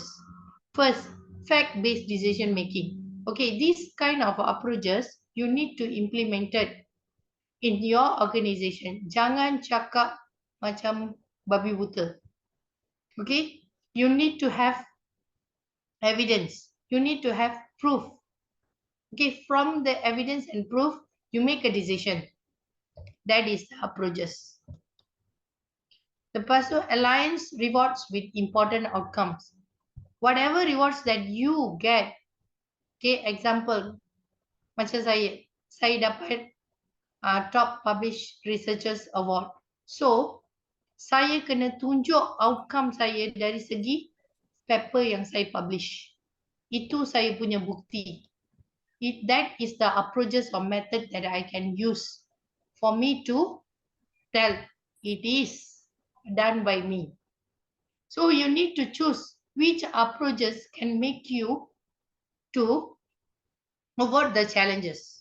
Can you understand now? Yep. So now you identify which approaches you are, in which category. Management of career development by attending so many training and development.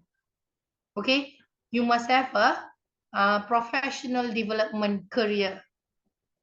So if you are using this kind of approaches, then you are able to communicate with the management level. So you need to know all these approaches to ensure that you are practicing these approaches toward your job. Okay, that's all. Finish unit 3. Now look into your unit 4. Again, strategy HRM, achieving the right balance. So how do you achieving the right balance toward the HR and business strategy? First of all, these are the 3 components, alignments that really can make you to perform well in the organization, even your organization as well. So resources, unlimited resources, challenges that you are facing, performance support from your management level. It can lead you to perform well, your organization as well. So these are the 3 components that you need to identify to optimize your performance in the organization. So what are the HR strategy alignments here? These are the components, training and development. You know how important training and development for the employee, because you need to increase your knowledge, skill, expertise, your method, everything by having this training and development. That's why HR is trying to get as much as training from the internal and external to lead the employee to be successful. And talent management. So talent management, they will look into the recruitment and selections of the employee. They are trying to fit the employees toward the department accordingly to ensure that the employees can perform at the same time give something for the department. So that is the reason we have talent management. Employee safety and security in terms of KWSP, per KSO. Okay. Lagi satu apa? Insurance. Insurance. EIS. Okay, so EIS. Yes. So all these are employee safety and security, which is HR have to look into organizational, in terms of organizational performance. At the same time, it can give full benefit for the individual as well. Okay, so the next one, employee retention and engagement. How HR have to retain and engage and make the employee engage together. You see, HR must be very, very take full concern, attentions, and be very curious toward the employee retentions. Because in the organization, cannot be too many leaving from the organization. Turnover cannot.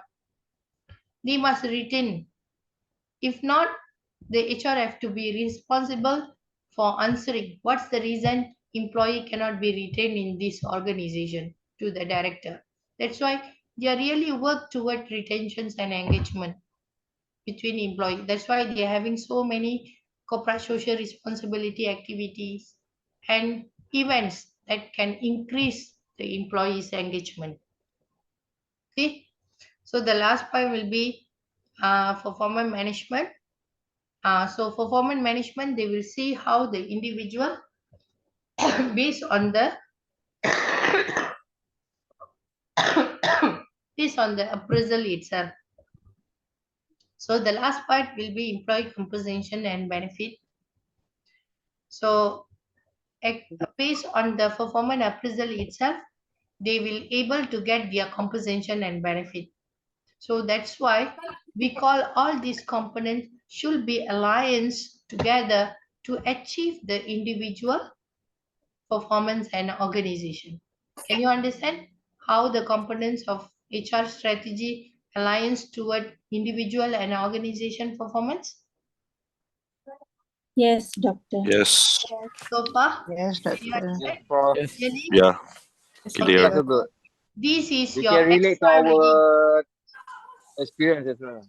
Okay, this is your extra reading. So you can Google this article and try to understand what is high performance work system.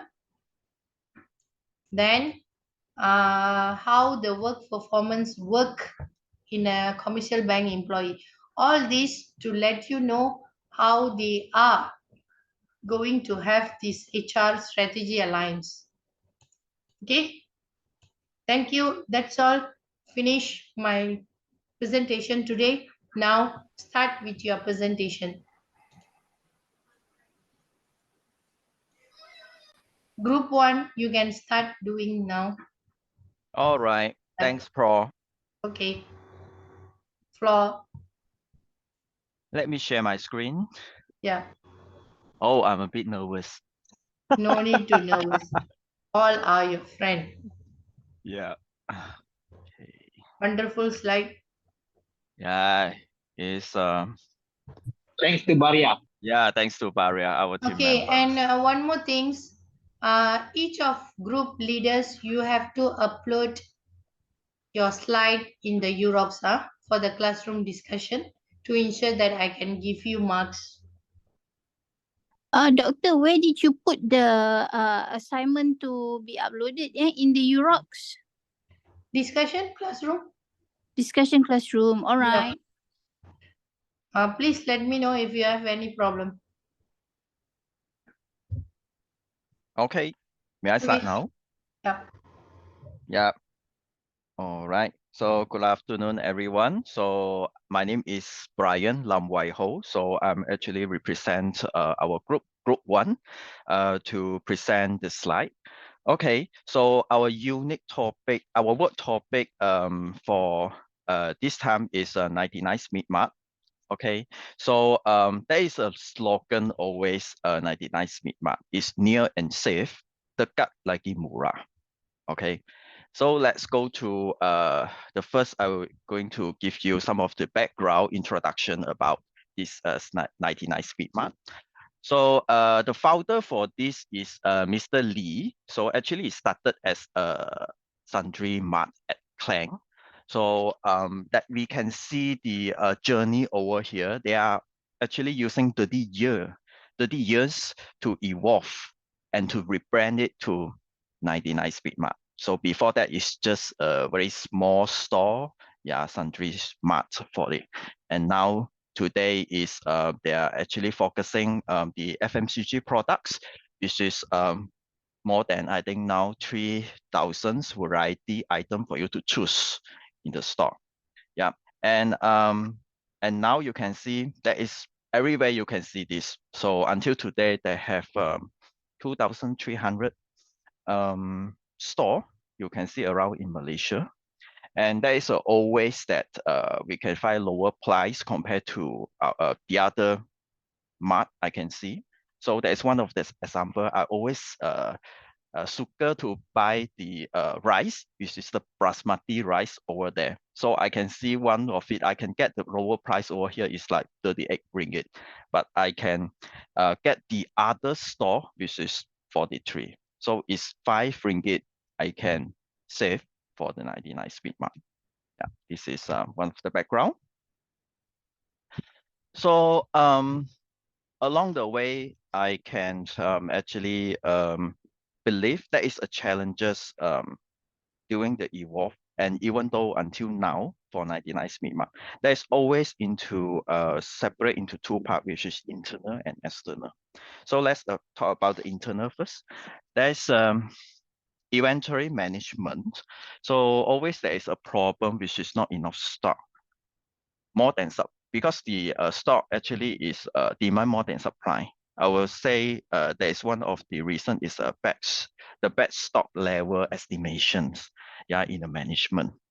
So and then I think the others is interrelated problem, which is the operational efficiency, technology integrity, and also the employee management. So how is it interrelated that we can think of is to upgrade, example, to upgrade the inventory system in Mart, right? Actually, we need a lot of the skillful employee. So normally, employee will not have sufficient skill to use the system. So it lead lack of employee training on this skillful staff and lead to the system downtime. And with this, right, we bring down the operation efficiency as well. Okay, and this eventually also will impact the impact our customer experience. So customer will complain. So the system down, so they are unable to make a payment, this and that. Yeah. So this is one of the internal. For the external, there will be a competitor price war, I would say. Yeah. So economic condition is due to the frustration of impact customer spending pattern. Supply chain disruption is like sort of item due to like the situation, the flooding in raining season of our country. Yeah. Another one is regulatory change. So government implement high tax. I think this one is one of the impacted as well. And last is changes in customer behavior. So as current, so we do have cases like boycott issue. So for some of the product and brand as well. So this is all the challenges that Speedmart actually facing. So with this, right, so we have also reviewed the what is the HR key function for this, and we come out these two, which is one is talent acquisition, and second is a performance management. So what are they? I would say talent acquisition is like the we have a market expansion over here for 99 Speedmart, and that is require more labor and skillful labor to ensure the smooth operation. So I think this is something that will be impacted, and it's for the talent acquisition. And for the performance management, and this is also lead to the employee retention that we found out. So this is also because it's a organization challenges may demotivate employee sometimes. So employee maybe will not feel happy for the organization if it is two at once. Because why? Two at once means a lot job for them. They need to learn, spend more time to learn instead of yet they still need to maintain their daily operation work. So this is some of the example. With this, right, we have actually come out some of the strategy to overcome the situation, like the internal problem and the external problem as well. So, okay, for the internal, we can see there is a provide training, cut short and improve the process, I would say, and also reward and promotion career advancement to motivate our employees. So this is some of the strategy that we can actually try to apply it into 99 speed management and overcome the employee problem. So for the external, I would say we can actually develop flexible work plan shift. Yeah. Maintain good relation with supplier to ensure the stable product supply. Promote compliant HR training. So I think these are some of the point that in the external factor that we can actually use this strategy to overcome. With this, we also have a relevant HR theory and also the concept to apply on this. Yeah. So one is job analysis and design. So this one actually we can decentralize HR approach. So we do need to have a clear job description and also responsibility for our, SpeedMart employee. Retention strategy, performance appraisal, career, clear career path, and also leadership development. So, well, I can see a lot this is really the concept in HR point of view. It could be implemented into the organization like this 99 Speedmart that we can actually like when we talk to the performance appraiser, so maybe we can give a regular feedback section, a life goal and development plan. Career path, actually we can have very clear path that we set up what is the like a manager role into the store, or what is the cashier role into the store, or maybe a stockkeeper into the stock as well. So we need to really have a clear direction on what they actually need to maintain their daily operation. And in other words, maybe we can have more extra that work that maybe can grow them up to get the things done. Then maybe eventually they will have a performance appraisal, then we will get some of the reward, extra reward to the employee. So with this kind of strategy and concept, actually we can retain the employee, and also we have an opportunity to grow the employee to next level. Yeah. So this is the yeah. So far this is the last slide for us. So any question? Okay, open questions from the floor. For the open question, our 10 of our team member will be support over.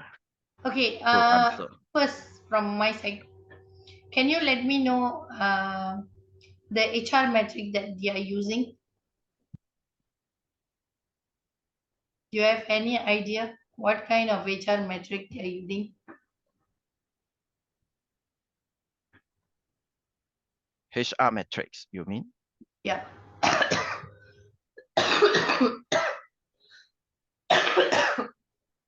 I didn't ask you to find, but you should be aware.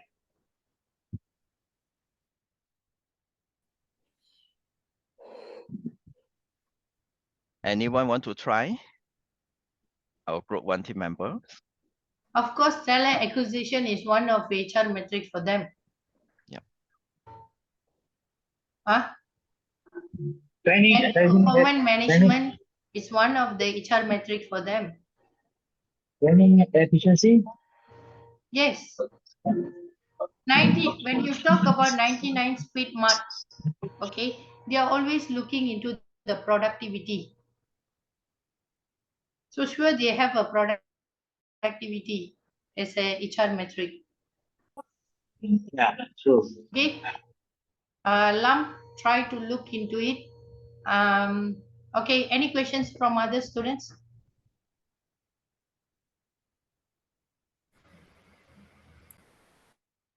Any question from other student? No. No. No. Okay, thank you, Lam. Very good, very good, very good. Very Thank good. you. Thank you. Thanks for your Excellent. support. Jangan lupa support kita Very balik nanti. good and very clear. Arigatou gozaimasu. Exactly. Terbaik, terbaik. Very good, yeah, very good and very Very nice. Excellent. Very nice. Nice Okay, slide. second group. Second group. Yes, Mel will present first. Can you please close the screen sharing? Yes, I try away now. Okay, power share. All right.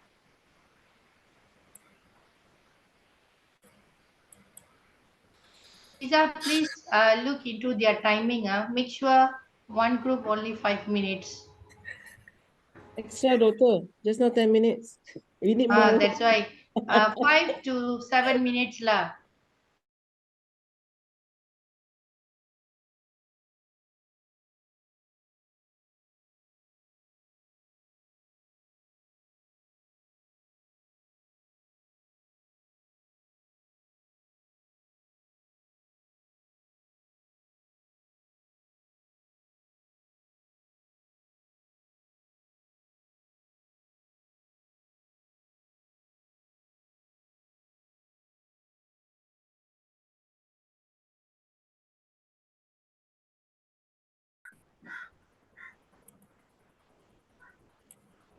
Sorry, doctor. Actually, I always use the Google Meet. So this is gonna be, I find the buttons. Give me a second.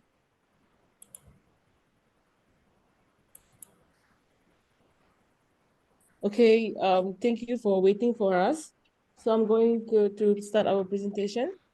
So my name is Mel.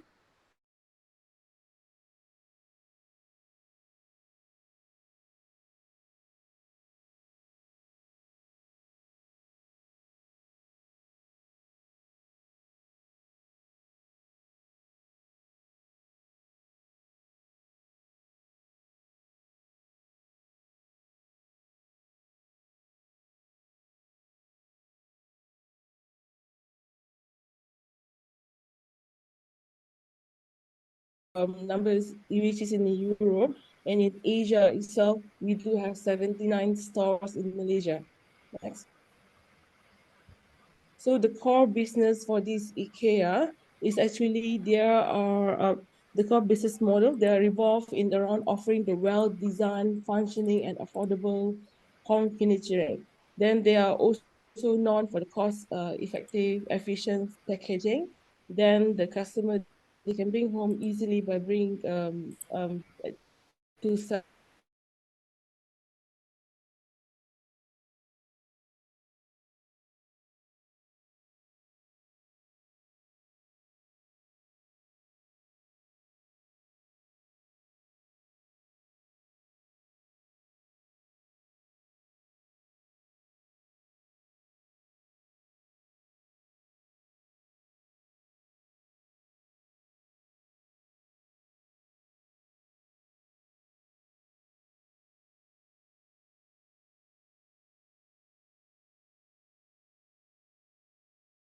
Guys can see IKEA is one of the biggest company in the world. So once you're big, then means there's a lot of problem and issues. So we can separate this to two parts. There's the internal challenges and the external challenges.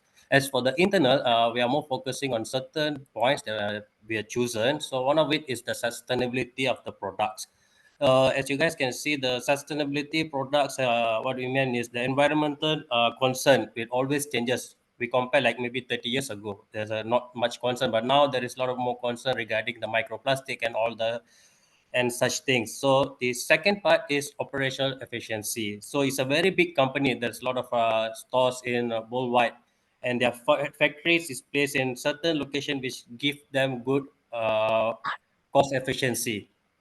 So one of it is to make sure the operational efficient, and the third point that we chosen is innovation and design. As you guys know, as the generation changes, our taste changes, so they have to be keep in line with the modern times.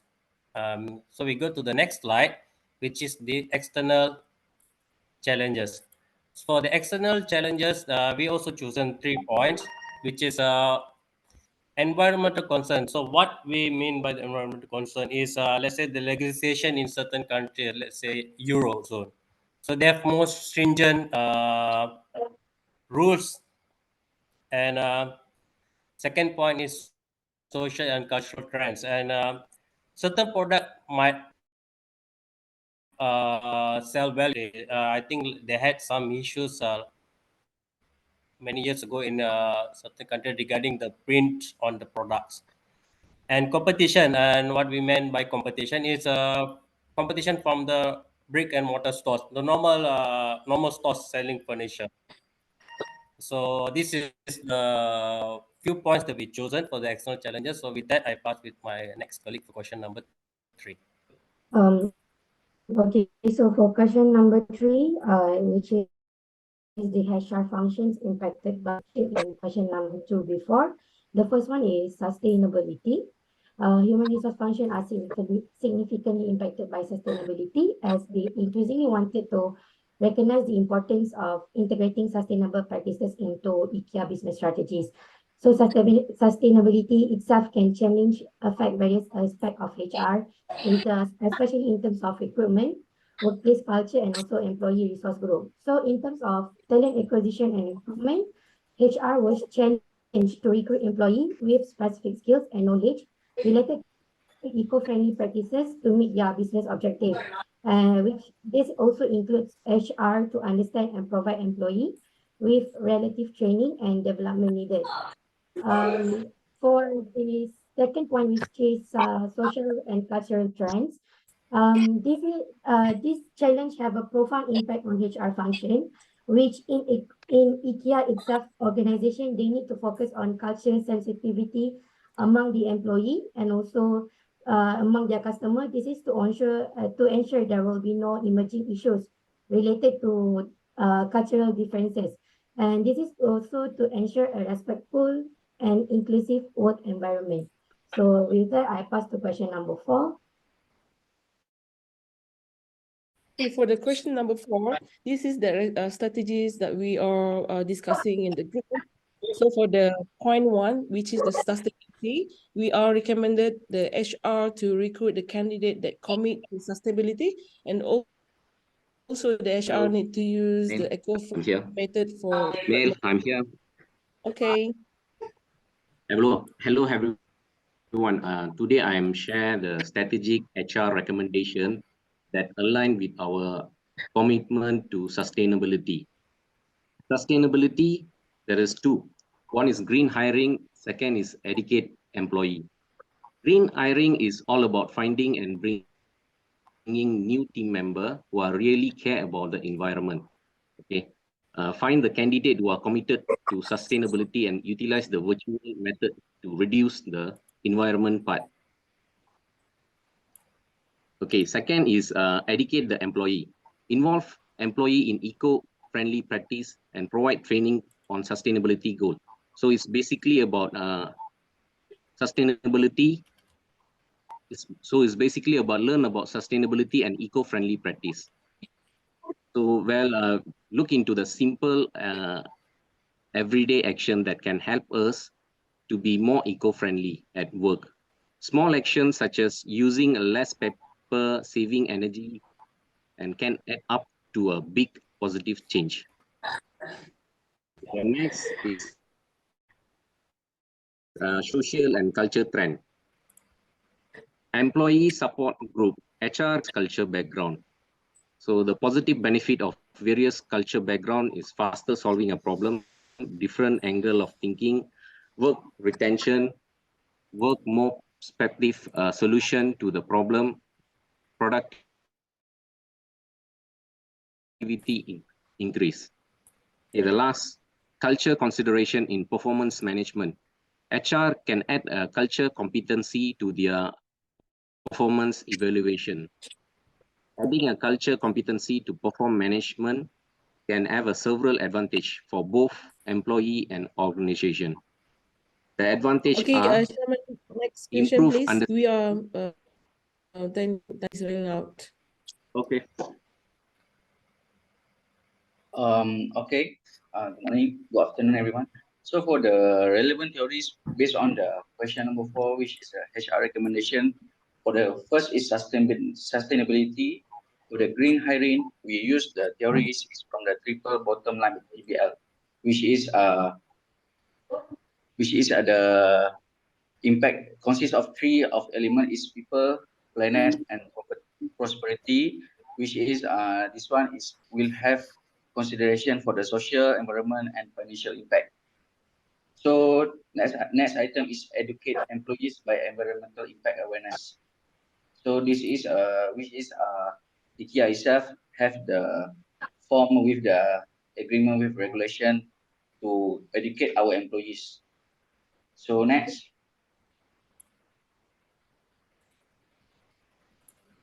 Next.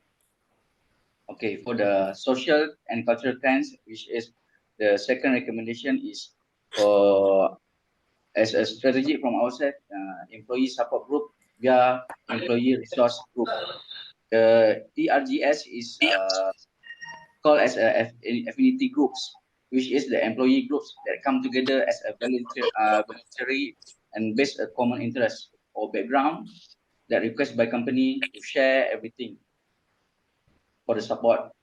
And then cultural consideration, performance management, which is the cross-cultural is training for the a lot of ethnicity, languages, which is as we all know, the IKEA itself have a lot of languages to show to our worldwide that we have for this IKEA. Okay, thank you very much. So we are completed our presentation for now. So we open question. Okay, any question?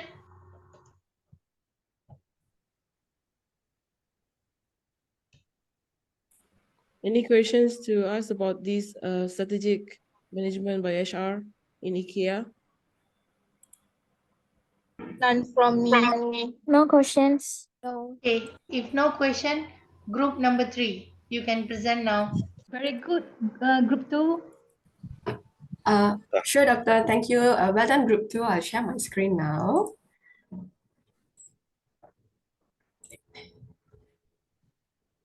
All right, can everyone see my screen? Yes. Yes. Okay. Thank you, everyone. Good afternoon, Doctor and everyone. So we are from Group 2. Myself, Swarna, Sharmaraj, Rohaya, and Jane will be presenting today. So as you can see, we have chose Amazon as the organization for our group discussion. So Amazon is a multinational technology and e-commerce company founded by Jeff Bezos in July 5th, 1994. The HQ is based in USA. So they started as a normal online bookstore. Now they have evolved to a global company that provides global products and services such as e-commerce, cloud computing, digital streaming, and more. So with the number of employees over 1.5 million. So the market size of Amazon as of 2022 is over $1.105 trillion. And in the same year, Amazon has 3 million active users. And among these active users, 197 million, they visit Amazon.com every day. So they have two geographic division, North America and international, and they utilize group-based physical locations and business goals to address their region-specific issue proactively. So for the external and internal challenges, I will pass the floor to Sharma. Sharma, over to you. Thank you, Swarna, for the brief introduction on Amazon. Yeah, I'm Shamraj, will be highlighting the external and internal challenges that Amazon is currently facing and in the future. Let's go to the points here. Current challenges internally, we have high employee turnover. Amazon has been criticized for its high employee turnover rates, particularly in its warehouse. One of the examples that we can say is in New Jersey. Yeah, there's a lot of employee turnover. That is because of unrealistic expectation, low pay, and excessive or injuries, safety issues. Yeah. The other challenges that we have internally is to maintain culture of innovation. This is not only for current, but in the future as well. That is because we have to maintain the continuous innovation to make sure that the standard and the growth and the assets that we have in Amazon to maintain in the globally. Yeah. The other thing is the external. Yeah, increasing competition in the retail industry.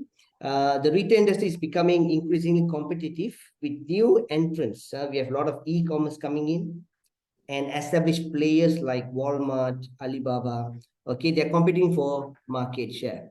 This puts pressure on Amazon to attract and retain top talent, because if you have other companies coming in and they hire you more, giving you more salary, there's high chances for them to go the other side.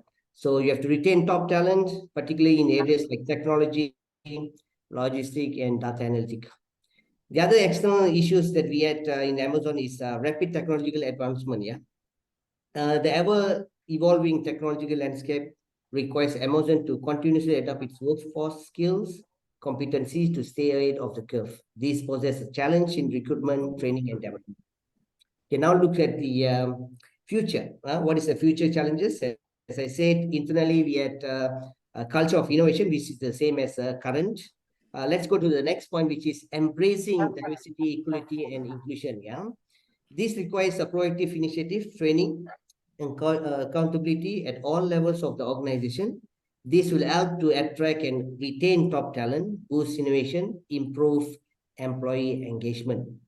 Other than that, on the external, yeah, growing regulation, yeah, some of the Amazon's area, they are facing increasing regulatory scrutiny in various jurisdictions, particularly regarding labor practices such as allegations of long hours, unsafe working conditions, and etc. The other thing is the democratic shift and talent shortages. Yeah, democratic shifts such as aging workforce, skill gaps, and creating talent shortages in certain industries. Amazon will need to adopt its HR strategies to attract and retain talent in these areas. So with this, I end my presentation. I will hand over to my colleague, Roya, on impacted HR functions. Thank you.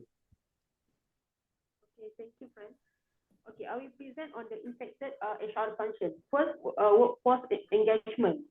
HR needs to help employees to move towards their passion and ideas by giving chance to pursue new roles within the organization, and HR to engage with the employee by caring about their current work and share the company performance. And then for the diversity and inclusion, HR to recruit employee from the diverse, such as races, ethnic, religious abilities, gender, and sexual orientation, in order to support inclusive workplace. And also HR to provide flexible working arrangement and practice transparent promotion access. And additional HR function is talent management and learning.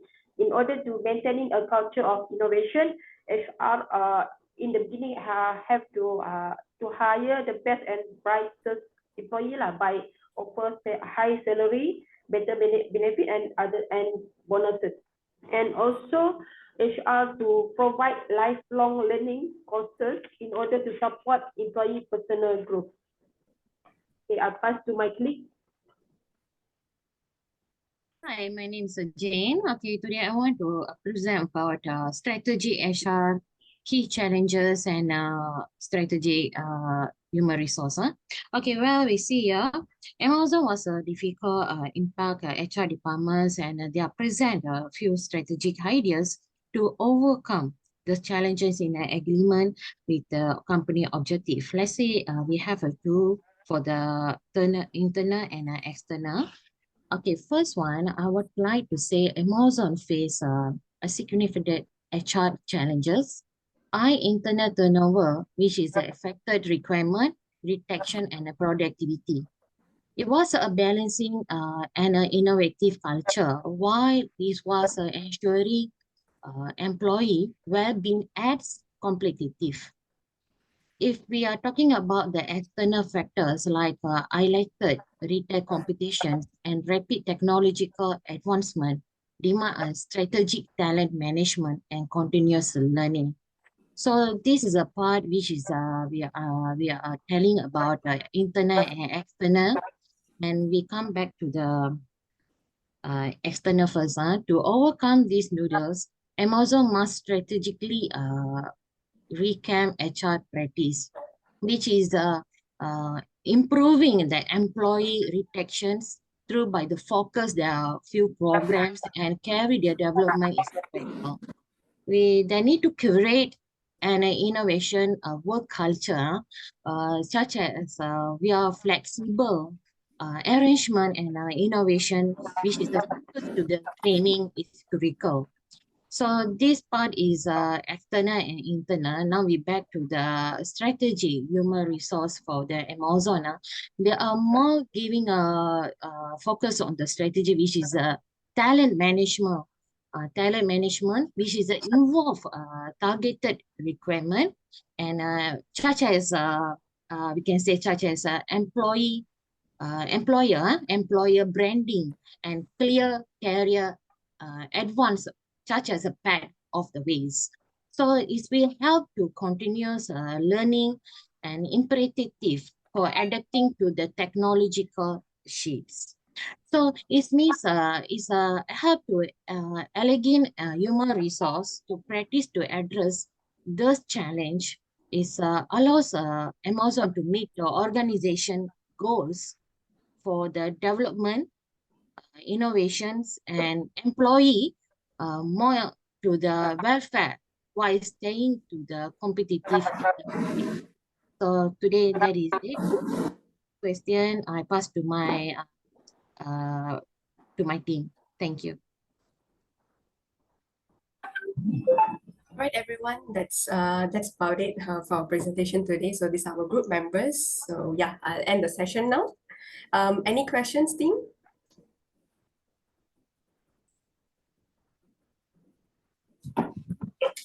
No question. Any question? So far, so good. Very good, guys. Okay, then next Thanks, group, Raja. please. Next group.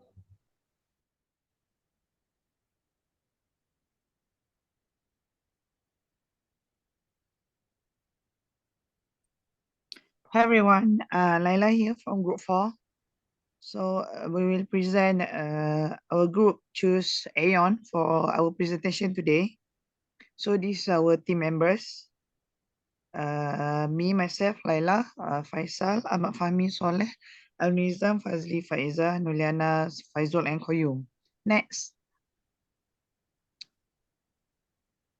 So this is our content for our presentation today. Our reference and brief introduction, internet external challenges, HR functions, strategic HR recommendation, and our theories recommendation for this presentation. Next. So I will get the information from Integrated Report 2020-2022, company profile, and sustainability report 2022. Sorry. Next. My colleagues will present. Next.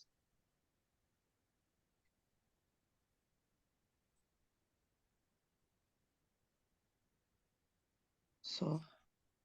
Okay, afternoon.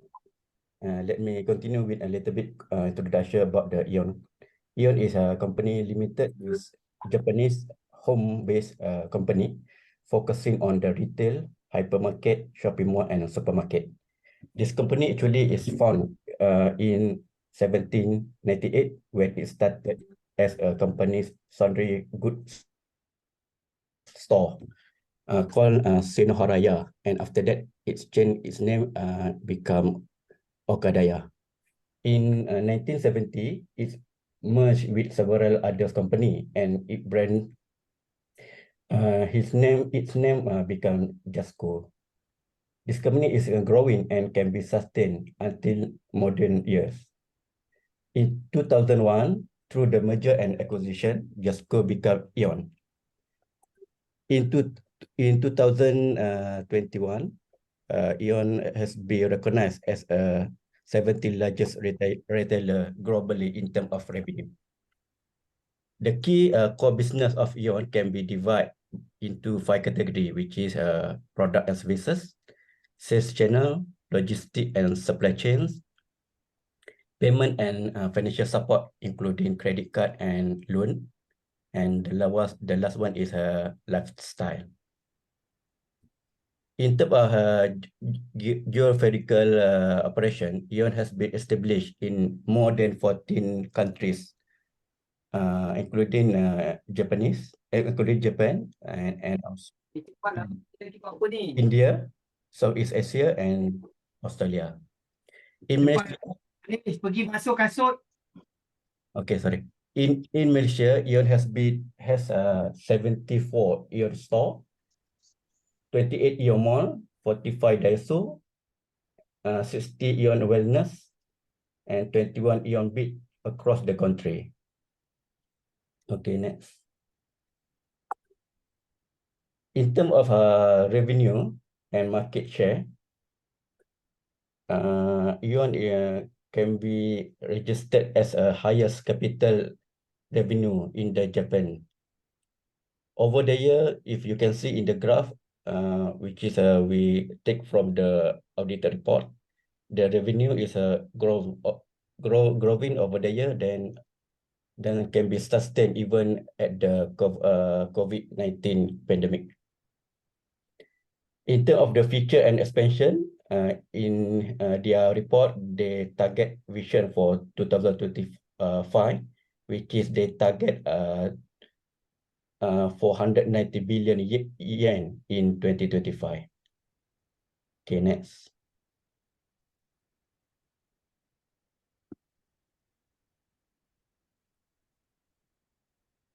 So for the internal challenges, there are 3. The first one is talent retention. Attracting and retaining top talent in a competitive job market is becoming increasingly challenging nowadays. Number 2, technology integration, adapting to digital transformation and integrating technology effectively into operations, meaning that it becomes a challenge because not many staff are used to technology, so they are learning new things like how to use the technology and all. And the last one is diverse workforce, managing a diverse and multi-generational workforce.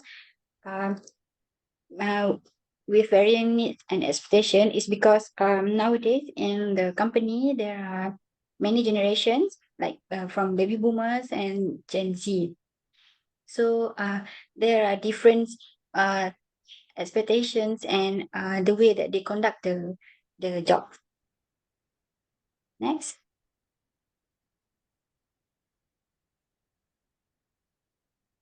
So for the external challenges, the first one is market competition.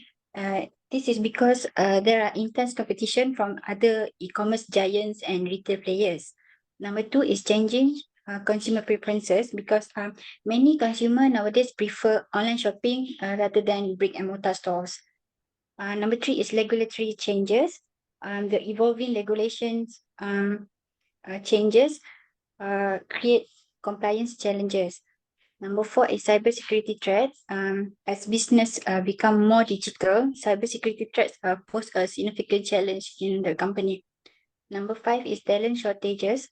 Retaining skilled employees can be challenging nowadays because they want to jump on the company, and it is hard to ask them to stay. And number 6 is political instability.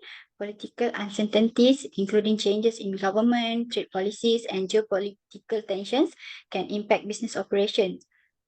Number 7 is currency fluctuations. Changes in exchange rates can affect the cost of imports and exports, which impacts the company's profitability. Number 8, social and cultural shift. Changes in societal values and cultural norms can influence the consumer preferences and impact how companies are perceived. Next. So by having these internal and external challenges of the HR function, so we have been highlighted two key HR functions that might be impacted by having these challenges. So number one is talent acquisition and recruitment, and number two is for the continuous learning and development skills among of the employees. Next. All right, with regard to the, backward.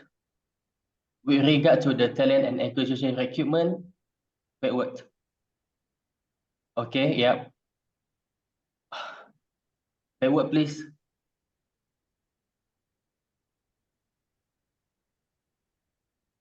Okay, so what's going on? Okay, so the HR function must be provided with the good benefit to the staffers so that they can acquire the talents and and also recruit with the right talents for the future developments of the companies. And next is in terms of the continuous learning and development, what they can do is since the Aeon Berhad is also one of the MNC companies that operated globally, so they have a better access to the for the continuous e-learning development, as well as for the they also can offer for the better offer to the staff as well. So by having this talent acquisition and learning development, so Aeon can be better positioned to provide with the better suitability of the staff, and they can retain the staff across of the various educational background. Next. Belakang. Faisal belakang. Okay, this is our strategy for HS business service and product delivery. We suggest that Aeon focus on enhancing talent acquisition and recruitment process, as well implementing robust learning and development initiative for its staff. Our first recommendation is about talent acquisition, recruitment and process. As you see in a slide at the left, we break down the process to 5 simple steps. 1 and 2, basically promoting Aeon as a trust brand, consumer, and attractive organization to future and current employees. We could include step 3 and 4 as collection and selection of the right candidate for the organization. Last is hiring process, ensure the new employee understand that vision and mission of the company, clearly explain the role and responsibility to meet Aeon objective on day one, from the day one. Next slide.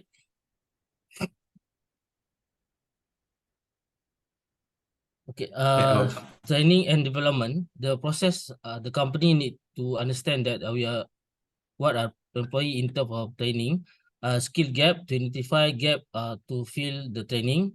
3, training should be designed and developed to achieve company vision and mission. It must cover for 3 core. 1, build personal capability, develop personal professionalism capability, and impact the organization capability. Number 4, make it training is compulsory and record in training metric so that it can be measured and the training impact. Definitely turn training into the action. Next slide. Fazli. Okay, thank you. So the theory that we use for HR training will be EVP, Employer Value Proposition Model, which to define and communicate the unique aspect of Aeon to the employee, emphasize benefit, reward, and career, promote the development opportunity, and of course align the EVP with the company culture and values. The next one will be Kirkpatrick 4-level training evaluation model, which level 1 is reaction, which gather the feedback from employee about their training experience. Level 2 will be learning, access the knowledge and skill gained through training program. Level 3 will be behavior, observe changes in the on-job behavior resulting in the training. And of course, the last one, level 4, will be evaluate the overall impact training in organization goal and performance. The next one is a digital recruitment channel, which utilizing the online platform for the effective communication and of course to reaching the wider audience. And the last one is to intersection the AVP digital recruitment to optimize the strategy and communication through the Aeon unique modern channel. The last one will be quarter 8-step change model, which the HR should be establish the sense of urgency. Then form of powerful guiding coalition. They need to create a vision of change. They also have to communicate the vision toward the department and the employee. And of course, the main thing is they have to remove the obstacle, remove the wall between the department and the employee. Then the next one will be create short-term wins, build on the changes, and of course, the last one will anchor the changes in the corporate culture. Next slide. As a summary, ION must be relevant toward the future customer behavior. ION also shall be agile toward customer buying behavior toward the digital process. And the last one is utilizing the technology and data-driven to stay relevant in industry and competitive, and of course, complying to the SDG commitment. I think that's all from our team. Thank you.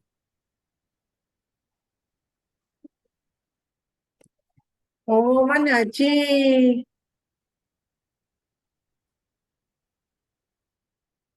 Weh, tak cik tak? Any question? Any question? Do you have any question? If no, okay, another group.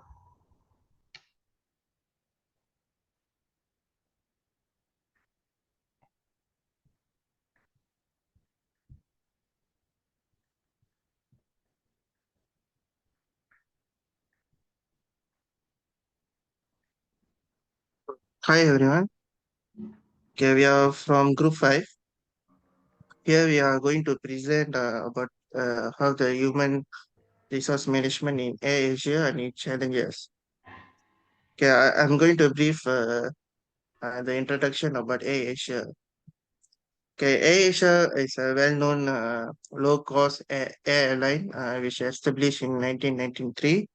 It has grown to become one of the region's largest and most popular budget carriers.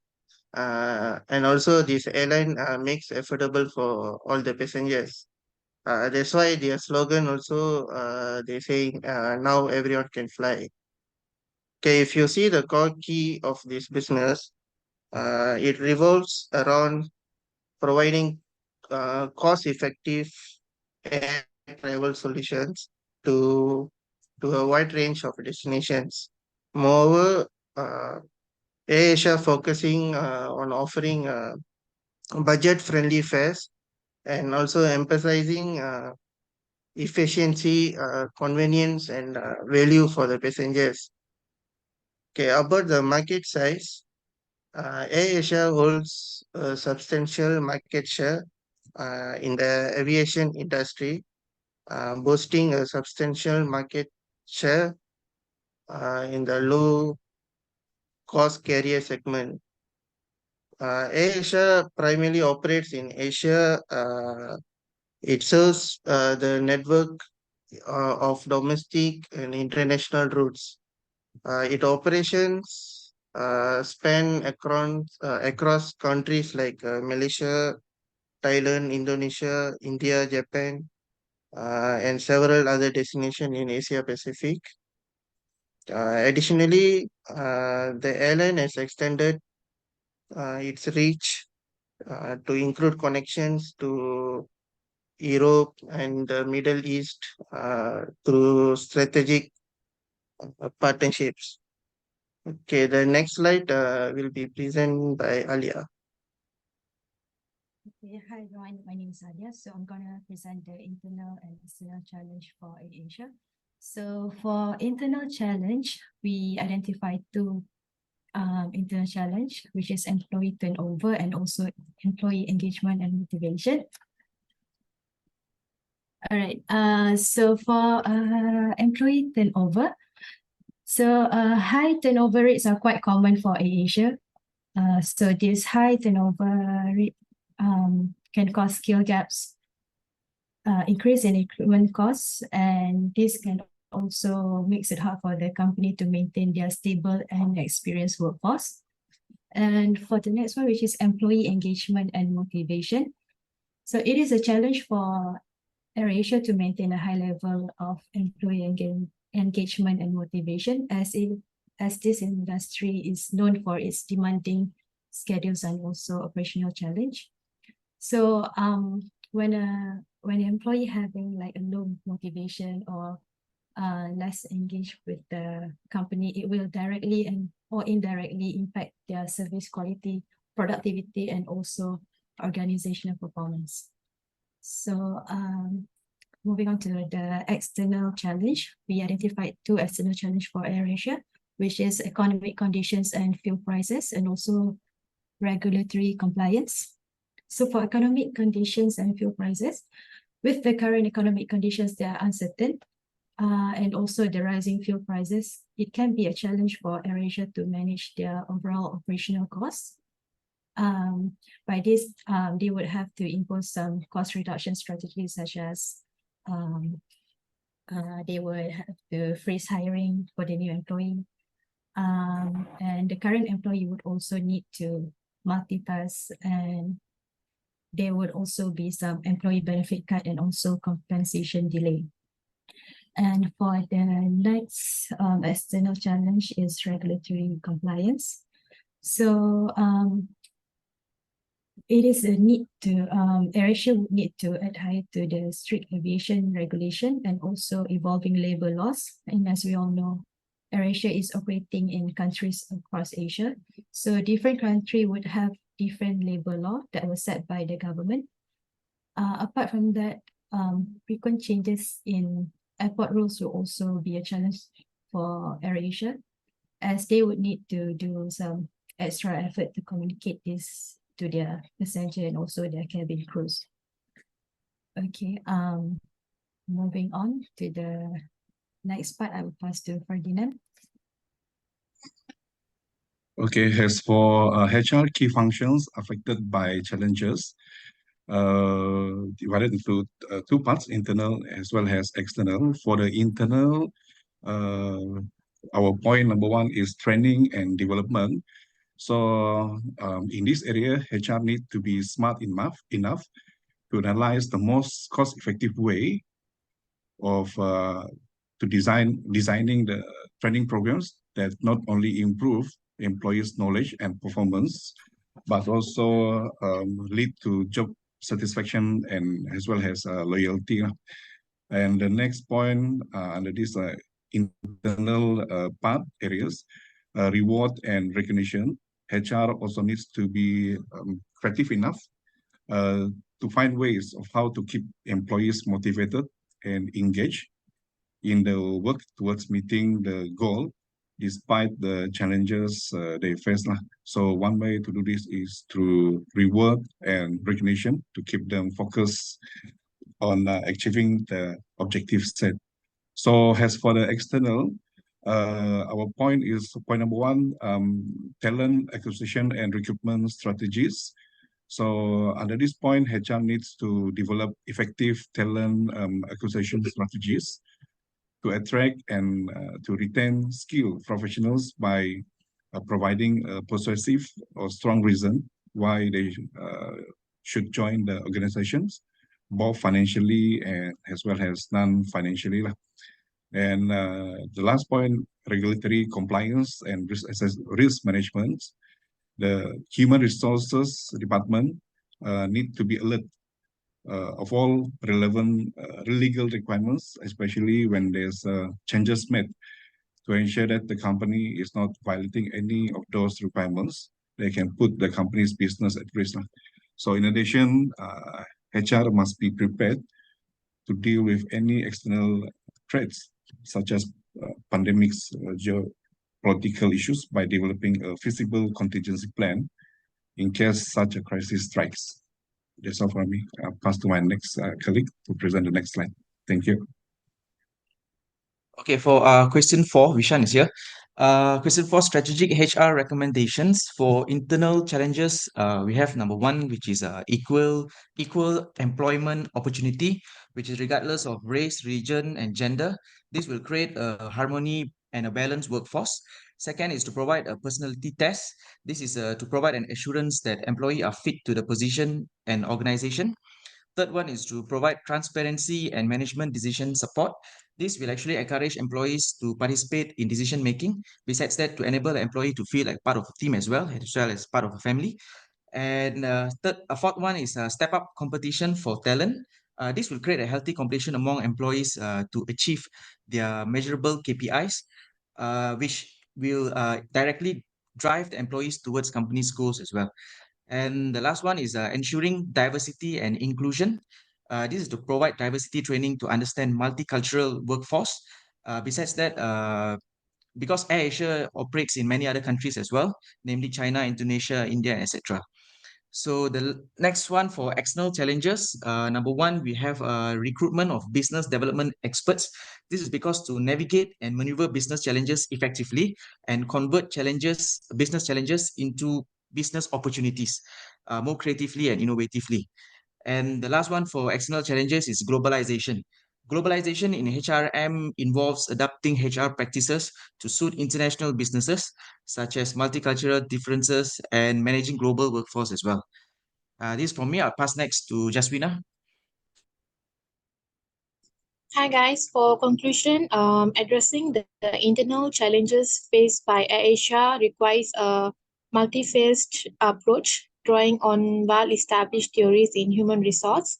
The turnover theory emphasizing employee mobility suggests that by understanding and accommodating the evolving need of the workforce, the airline can mitigate the impact of high turnover rates. Additionally, seeing organization culture model offer insight into shaping a positive and resilient company culture, crucial for fostering employees' engagement and motivation. Herzberg's two-factor theory underlines the importance of recognizing both hygiene factors and motivators in the workplace, guiding AirAsia to implement effective strategies for employee satisfaction and commitment. And on the external front, strategic human resource management is essential in leveraging theories such as resource-based view, RBV, and institutional theory. So the RBV encourage Asia to view its human capitals as valuable resource, aligning talent acquisition and recruitment strategies with the airline overall business objectives. So simultaneously, institutional theory highlights the significance of adapting to the external regulation and industry norm, guiding Asia in developing robust, compliant, and risk management function. So by integrating these theories into their HR practices, Asia can navigate both internal and external challenges, ensuring a resilient and adaptive workplace in the dynamic aviation industry. That's all from me. Thank you. Any question? Any questions? Okay. I don't have any question. It's just that I would like to say that this group's presentation is a very comprehensive and nice to learn and understand. I like this group presentation. Okay, in the future you can choose that. Thank you. Thank you. Harap Asia tak delay lagi Okay, couldn't please listen. For those don't have any group, okay, you are missing. Never mind, try to find group and you have to do presentation for case study 1 and depends to you, case study 1 and case study 2. Make sure you are doing your presentation to get the marks. Okay, don't delay. If you are delaying, better you let me know. The 10 marks not simply given by me. Okay, you need to participate. Okay, those who are done your presentation, do not do any presentation for case study 1 and 2. Leave it to the other members that not doing anything. But doctor, our group, actually we do right from the beginning until the end together. Then how? Together, no problem. So you decide. For the case study 1, you decide whether you want to do presentation or don't want. But you need to help them also to prepare slides, points, all that. Yeah, we can do all together again. Okay, if you want to learn, you want to do together, I don't mind. Up to you all. Okay, next group, faster.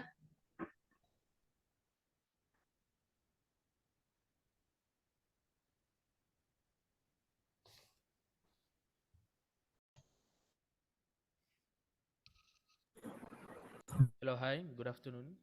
My name is Praveen. So we are from Group 6 and we have chosen Grab as our topic for the discussion lah today. Cannot hear voice.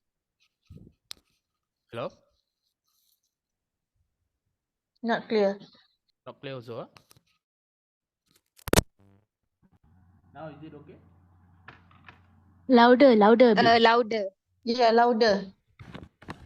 Your voice is too small. Hello? Now okay? Still cannot hear. Dengar jauh-jauh, dengar jauh bro.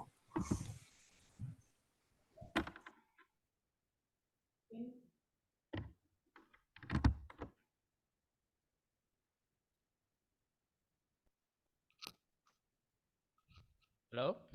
Now is it okay? Clear? No. Continue, Praveen, continue. Continue. Okay. So basically Grab is known for their e-hailing services and delivery services lah. So the founder is Mr. Anthony Tan, which is the CEO of the company, and Ms. Tan Hui Ling, known as the co-founder.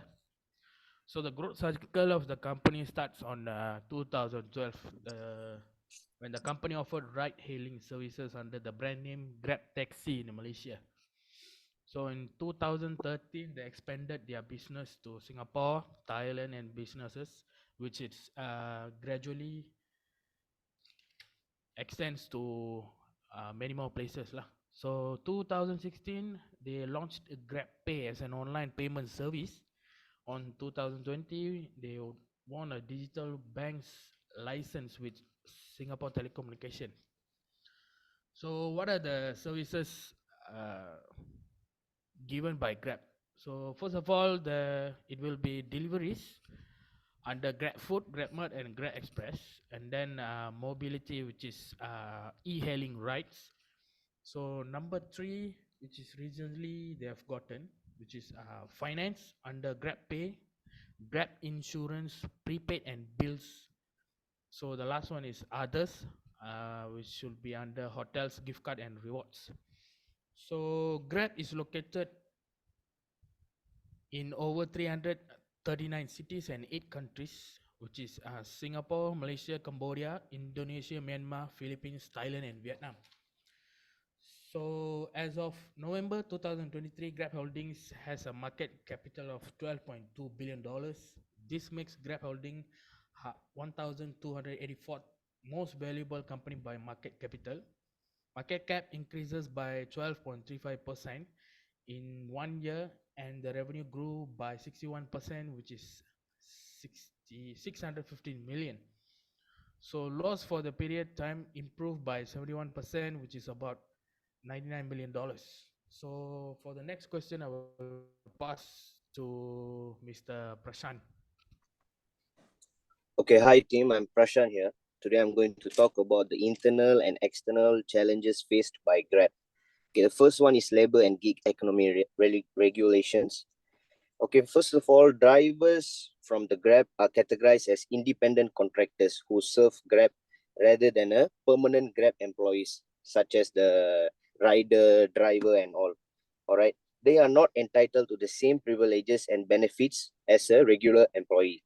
Okay, in this case, their demand for more security and labor regulations may pose threats to Grab in the near future, which is not inadequate to the company policies. Okay, the second one is adapting to evolving market dynamics and diversification opportunities. Okay, adapting and expanding into new services of markets. Okay, maybe it's a challenge for a Grab, our Grab company, which is they might look to navigate unfamiliar territories such as group ride pooling, and also refine our niche services, which is our courier services, to better meet the consumer's expectation. Okay, third one will be inadequate communication and negotiation with the Grab. Okay, the drivers, they believe that the Grab don't listen to their suggestion, their concerns, and also their claim.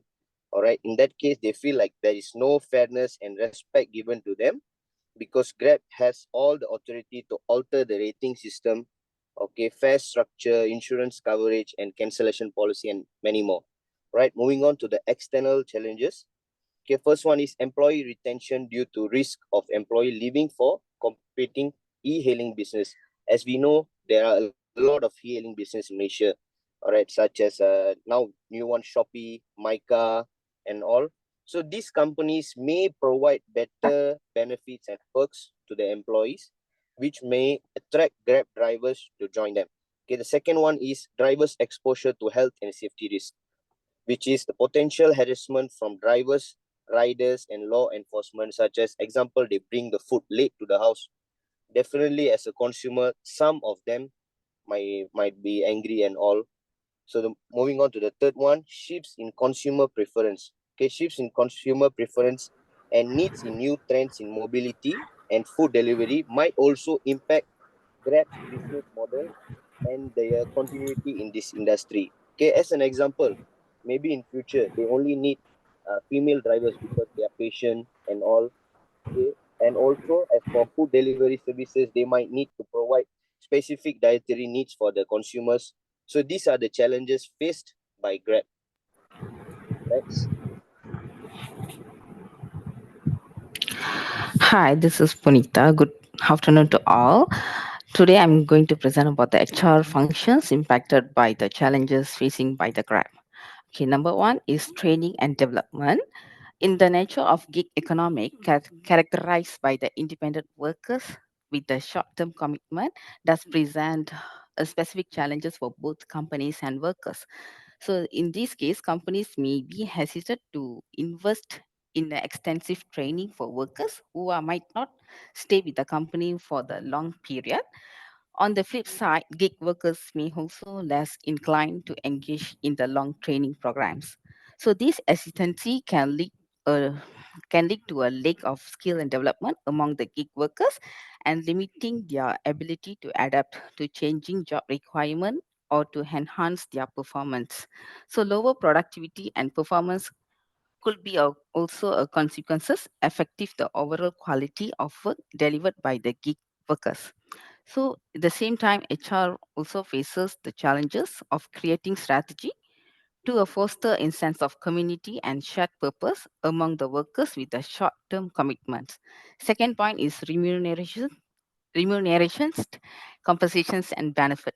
In the statutory market, companies like Grab may indeed face a pressure to the match or offer the lower fares to stay competitive.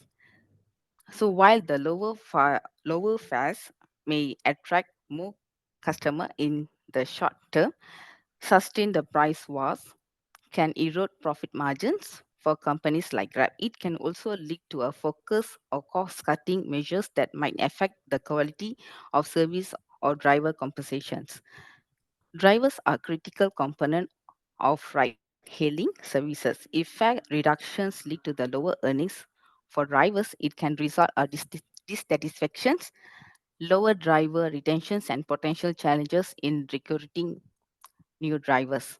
If Grab faces increased potential or operational costs like rising fuel prices, maintenance expenses, it might pass some or all of these costs into the customer in form of higher fares. So increased costs, whether due or operational or regulatory compliance or other factors, can create financial pressure on the company. So that's all for question 3. I will pass to the next team. Hi, this is Khairul. So we provide 3 strategies for internal. Number 1, provide social and legal recognition. This can help drivers feel more value and secure. HR can look to provide drivers with similar or comparable protection and benefit as regular workers, including health insurance, private insurance coverage, and compensation package. Also, this implementation can safeguard the company image improve talent acquisition, and also avoid unwanted legal action in the future. So number 2, market research, reskilling initiative, and strategic talent acquisition. By conducting frequent market research is necessary to have a bird's view of the ever-evolving industry. So allow HR to proactively identify and attract talent with skills aligned to meet future business objectives. To give HR a head up to implement ongoing reskilling program to empower employees with the skills needed to navigate evolving market demands, not only enhance individual capabilities, but also ensures the company has a skilled workforce ready for the immersion of a new market or an expansion into a new one. So number 3, improve communication and collaboration. Effective communication and collaboration are essential for building a strong and cohesive team that feels heard and valued. HR can facilitate this by being transparent with any policy changes, consulting senior representatives among the employees, encouraging open communication, and implementing regular feedback mechanisms such as survey to gather feedback from drivers to improve the company policies and practice. So next.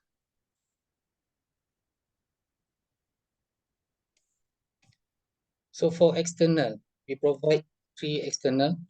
So number 1, offer competitive compensation and benefit. By offering competitive compensation and benefit package can help attract and retain top talent. HR can conduct regular fair structure and benefit survey to ensure that the company offering are competitive with those of other companies in the industry. Introduce benefits such as comprehensive compensation package, body accident coverage, and also financial assistance scheme in the form of subsidize to help them maintain their vehicle. It's also essential that there is a fulfilling perks mechanism for drivers who maintain high user rating to reward them for their performance. This not only help retain drivers but also motivate them to provide excellent customer service. So number 2, emphasize safety and security. By emphasizing this item, so it can help create a safer and more secure workplace for drivers. So HR can implement policies and programs to educate drivers on safety and security, such as through seminar on road safety, food handling, legal regulation, and vehicle safety standard. HR also can emphasize on the use of masks, sanitization of vehicle, and provide adequate security measures for drivers Can you such make it as faster? dash cam. Yeah. Number 3, actively engage with key stakeholder. Actively engage with stakeholder including employees, union, and local community to properly understand that meet evolving societal need and difference. Also, they can demonstrate great commitment to social responsibilities. So I pass to Reverend. Thank you. I hope that you all can hear my voice. Sorry, I have a sore throat. Okay. So I would like to say that all the strategies and also the methods we used to solve the internal and external challenges, which was described by my teammates, were derived from these two models. Parveen, Sorry, doctor. Parveen, don't stress your voice. I understand. Okay, doctor. But I just want to finish off with one last thing because there are so many Make it models. short and easier. Okay, all right, Ken. So as we derive from these two models, right, there's two models, ability, motivation, and opportunity model, which describes the way we can analyze the ability of the specific work unit or the discipline, and we train them for it. And we also give them necessary tools and equipments, and also we prepare them for becoming a better employee. And also we give them a fair and also competitive benefits to improve and also to motivate them to work better. And also another thing that we also need to understand, that Grab drivers, they are also, some of them are well educated people. Due to some circumstances, they became Grab drivers. So I hope that the HR department will take this opportunity to learn about that, and also see what is the best for their future. Maybe we can give them additional roles and responsibilities to them to make them feel more energetic and also motivated to work for the company. The second is best practice model. This model describes the best practices which was implemented and also experimented before this, which gives them the optimal results. So as what we can see here, employee selection, training, social recognition, legal recognition, and also the benefits, which already been discussed before by my teammates before this. So I just want to end with the note that as an employer, we have to make sure that the situation and the environment gives our employee satisfied, respected, and motivated feelings, so that they can give us the best and also their utmost effort to bring up the company and also the department. Thanks a lot. So that's all for the presentation. Good, sexy voice. Thank you, doctor. Thank you. I wish I can keep this. It's better to have sexy voice also. But it's bleeding inside my throat, so yeah. Yeah, it will be damaging your radang, That's why Yeah. don't stress your voice. Doctor, you also have a sexy voice. Just want to let you know. And a husky voice, huh? Husky. Yeah. Husky voice. Okay, next group, faster, because some of them are really very, very hungry for meal. Next group. Okay, What hi group everyone. is this? Group 7. Wow, my God. Faster. Okay, hi Important. everyone. Go, Ayo. I told you don't make it sentences like this. Fine form. Okay, you go for the question. Make it as introduction, short and sweet. Go for the question. Okay, all right. I'm Shada. I'm giving a brief introduction for for 7E. The 7-Eleven Malaysia Holdings Berhad through its subsidiary 7E Malaysia is owned and operator of 7-Eleven store in Malaysia. This 7-Eleven Malaysia is pioneer and largest convenience store with more than 2,000 stores nationwide and more than 10,000 employees. Incorporated in Malaysia on 4th June 1984, and first store was opened on 9 October in Bukit Bintang. Okay, 7-Eleven launched the first two-story flagship outlet of 7-Eleven partnership between Book Access and Artisan Beverage from Nico Nekomacha, and also collaborated with Shopee Food on 31st August, where customer can grab their favorite 7 cafe food via the platform. Okay, but last but not least, fun fact of 7E is reflect name company names new extended hours 7 a.m. to 11 p.m. and also 7-11 day is celebrated on 7 November. Okay, pass to my team for question number 2. Thank you. Thank you, Shoda. Okay, I will go to question number 2, which is external and internal challenges faced by 7E. So we pick the most important challenges faced by this company. First, for internal, in 7E, the turnover rate is quite high.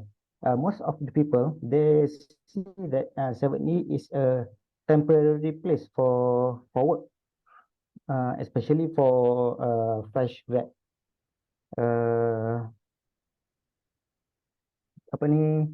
They didn't see 7E as a place to develop their career, even though 7E have a good career development planning.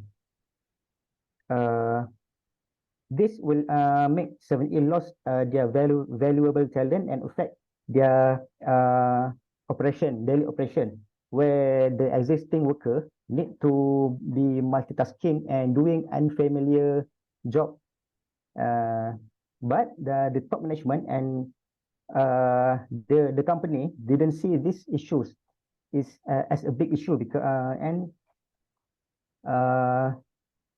so sampai satu tahap few months ago there's a viral video where the 7A crew were caught cleaning the microwave in the one of the 7A store in if I'm not mistaken in Subang Jaya. They clean the microwave using mop.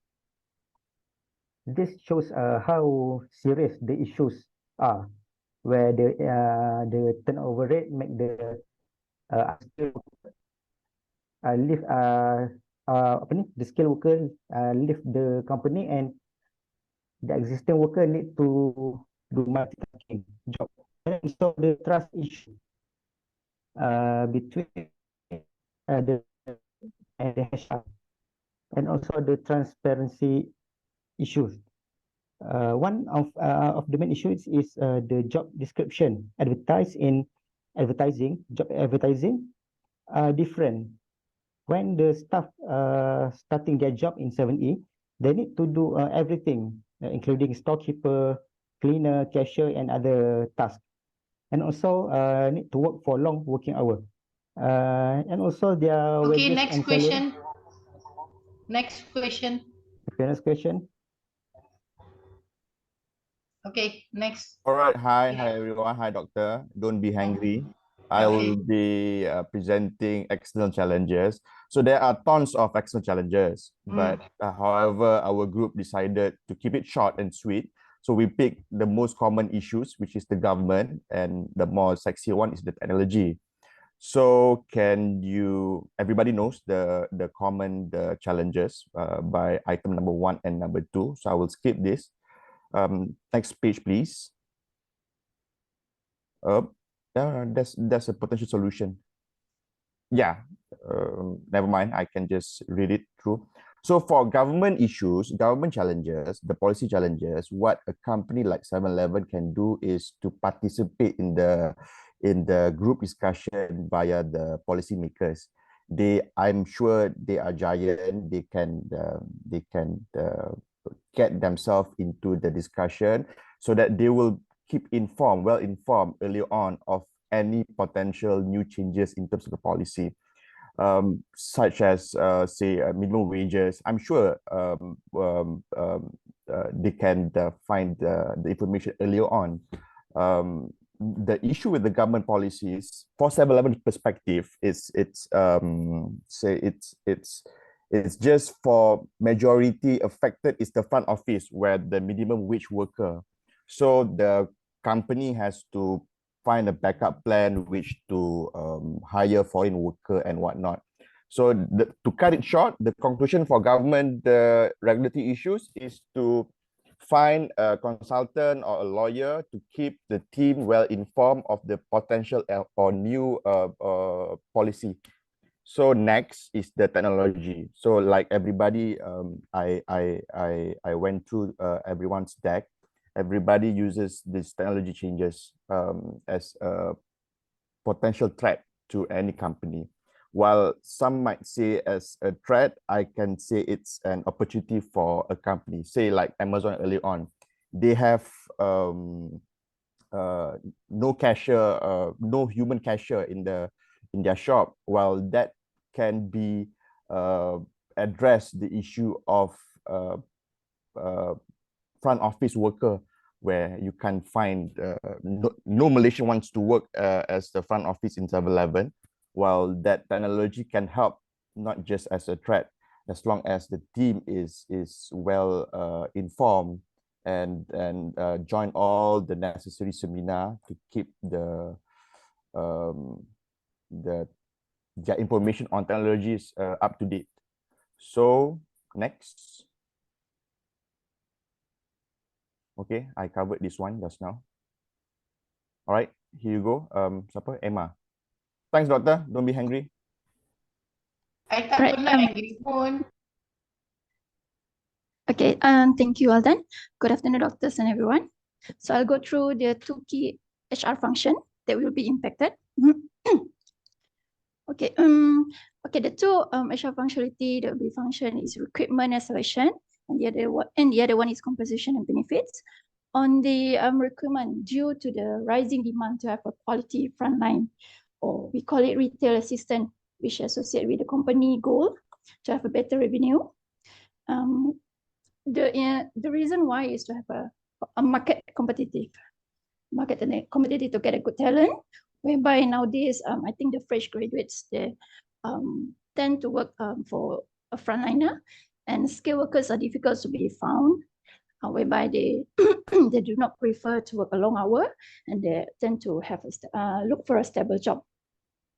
And the other part is key HR function is the compensation. Sorry. Compensation. Apa jadi dekat kamu? Yeah, I also have a sore throat actually. Okay, faster. Sorry. Okay, compensation in terms of compensation, I think this one is to reduce the high turnover of the employee itself. They need to improve on the compensation and benefits, whereby from my own observation, I look at it like, for example, Family Mart and 7E, they have a difference of starting salary and also allowance. So these are the things that are key, two key of HR functions is impacted. All right, thank you. For the question 4, my colleague Kalisha will go through. Hello, hi. Moving on to question 4. So for the intern issue, which is high turnover rate and trust issues between HR and staff. So we have selected human resource practices and performance, which is workforce planning. This is important to ensure that human resources are put in the right use for optimum results. Like Alden has said earlier, the staff has to multitask and do a lot of things. So this workforce planning is important in order to select the competent individual to run the responsibilities. The next one is employee engagement, and this is also important because the people who do the groundworks needs to engage with the bosses and all the upper management regarding the strategy that they could improve, because the people who runs the groundworks are the frontliners, the workers that face the customers, so they could raise the issues that they are facing in order to improve the overall high turnover rate and trust issues between HR and staff. Okay, next. Okay, for the external issues, which is the rapid changes in technology development. Okay, this actually affects most of companies. So regarding what they could improve is workplace learning, because they could not avoid from this changes. So they could improve workplace learning by employee development, which is digital learning platform, providing continuous learning opportunities and development program to enhance employees' skills and capabilities. So for employees who has worked for so many years, they have to adapt to this kind of changes. So with that, we need to give them digital learning platforms, so it is easier for them to reach out and to learn new skills. So the second one is skill assessment. So we can regularly checks and assess their skills, so that there will be no gaps between the old people who has worked for so many years and the newcomers. So we could target the training programs for them in order for them to develop their skills. And last is the feedback loops. So we need to establish. Next question, please. Okay, thanks. Okay. Okay, I will continue for relevant theories to support our suggestion. This one for internal. For internal, we have a 2 point, and then for this to support addressing high turnover rate and trust issue for social exchange theory. This one is for that social interaction involve an exchange of resources of this theory. And then next. And the second is application to trust issue with HR. This one, we can tackle the issue of high employee turnover within the company. We turn to the issue of social exchange theory, a concept developed by sociologists Josie Holmes and Peter.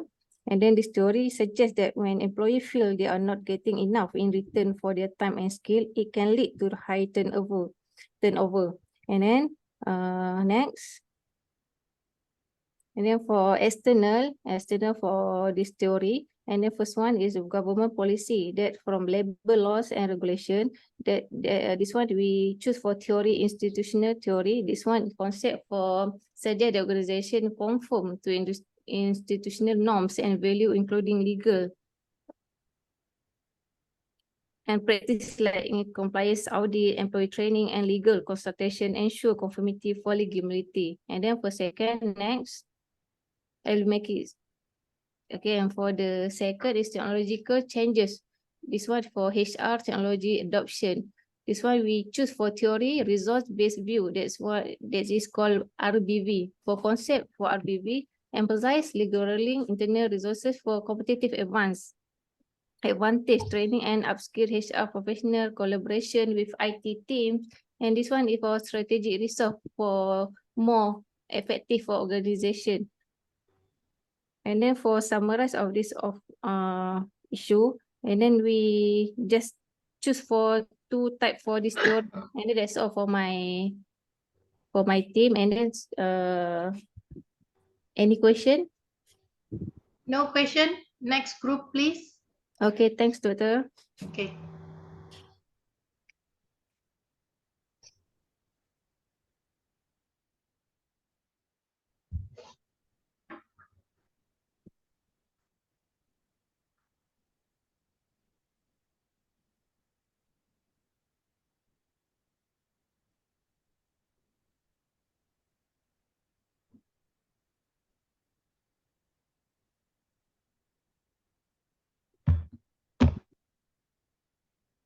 Wait.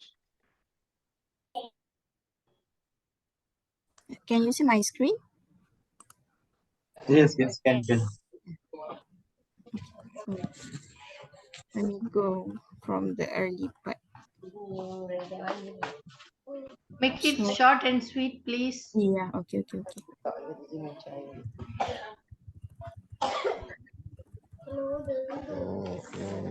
Okay, so I'm Izan Shamimi. I'm representative for Group 8. So we are presenting about Tea Life. So it's just like a very short content about Tea Life. It's actually established in Malaysia in 2017.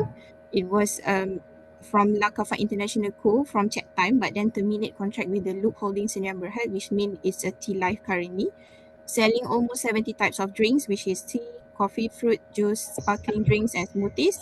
It's very unique and drinks served with a handmade pearl and boba. It's Southeast Asia's largest lifestyle tea brand, and it has more than 300 outlets around every state in Malaysia and 650 outlets across the 3 continents, and have expanding business into Vietnam and China. So this is our external challenges. This is the current challenges, and this is the future challenges. So to make it short and sweet, is the current one is a market rivalry within the bubble tea other company. So Tea Life viral cases during the complaint with the Chat Time company, and then the after effect of COVID-19, and then the economic uncertainty in Malaysia that have impact on consumer spending and corporate operations. For the future external challenges, it will be the continuous market competition with other bubble tea brand, adaptation to market and customer trends, shortage of skilled workers, especially for the brewing and flavor development roles. So for the internal challenges, the current one is the staff turnover rate and the challenges in staff recruitment. So less staff in the kiosks or outlets, so affect the mental health, micromanaging from the higher management, so no career progression for the employees, and underpaid salary for the employees.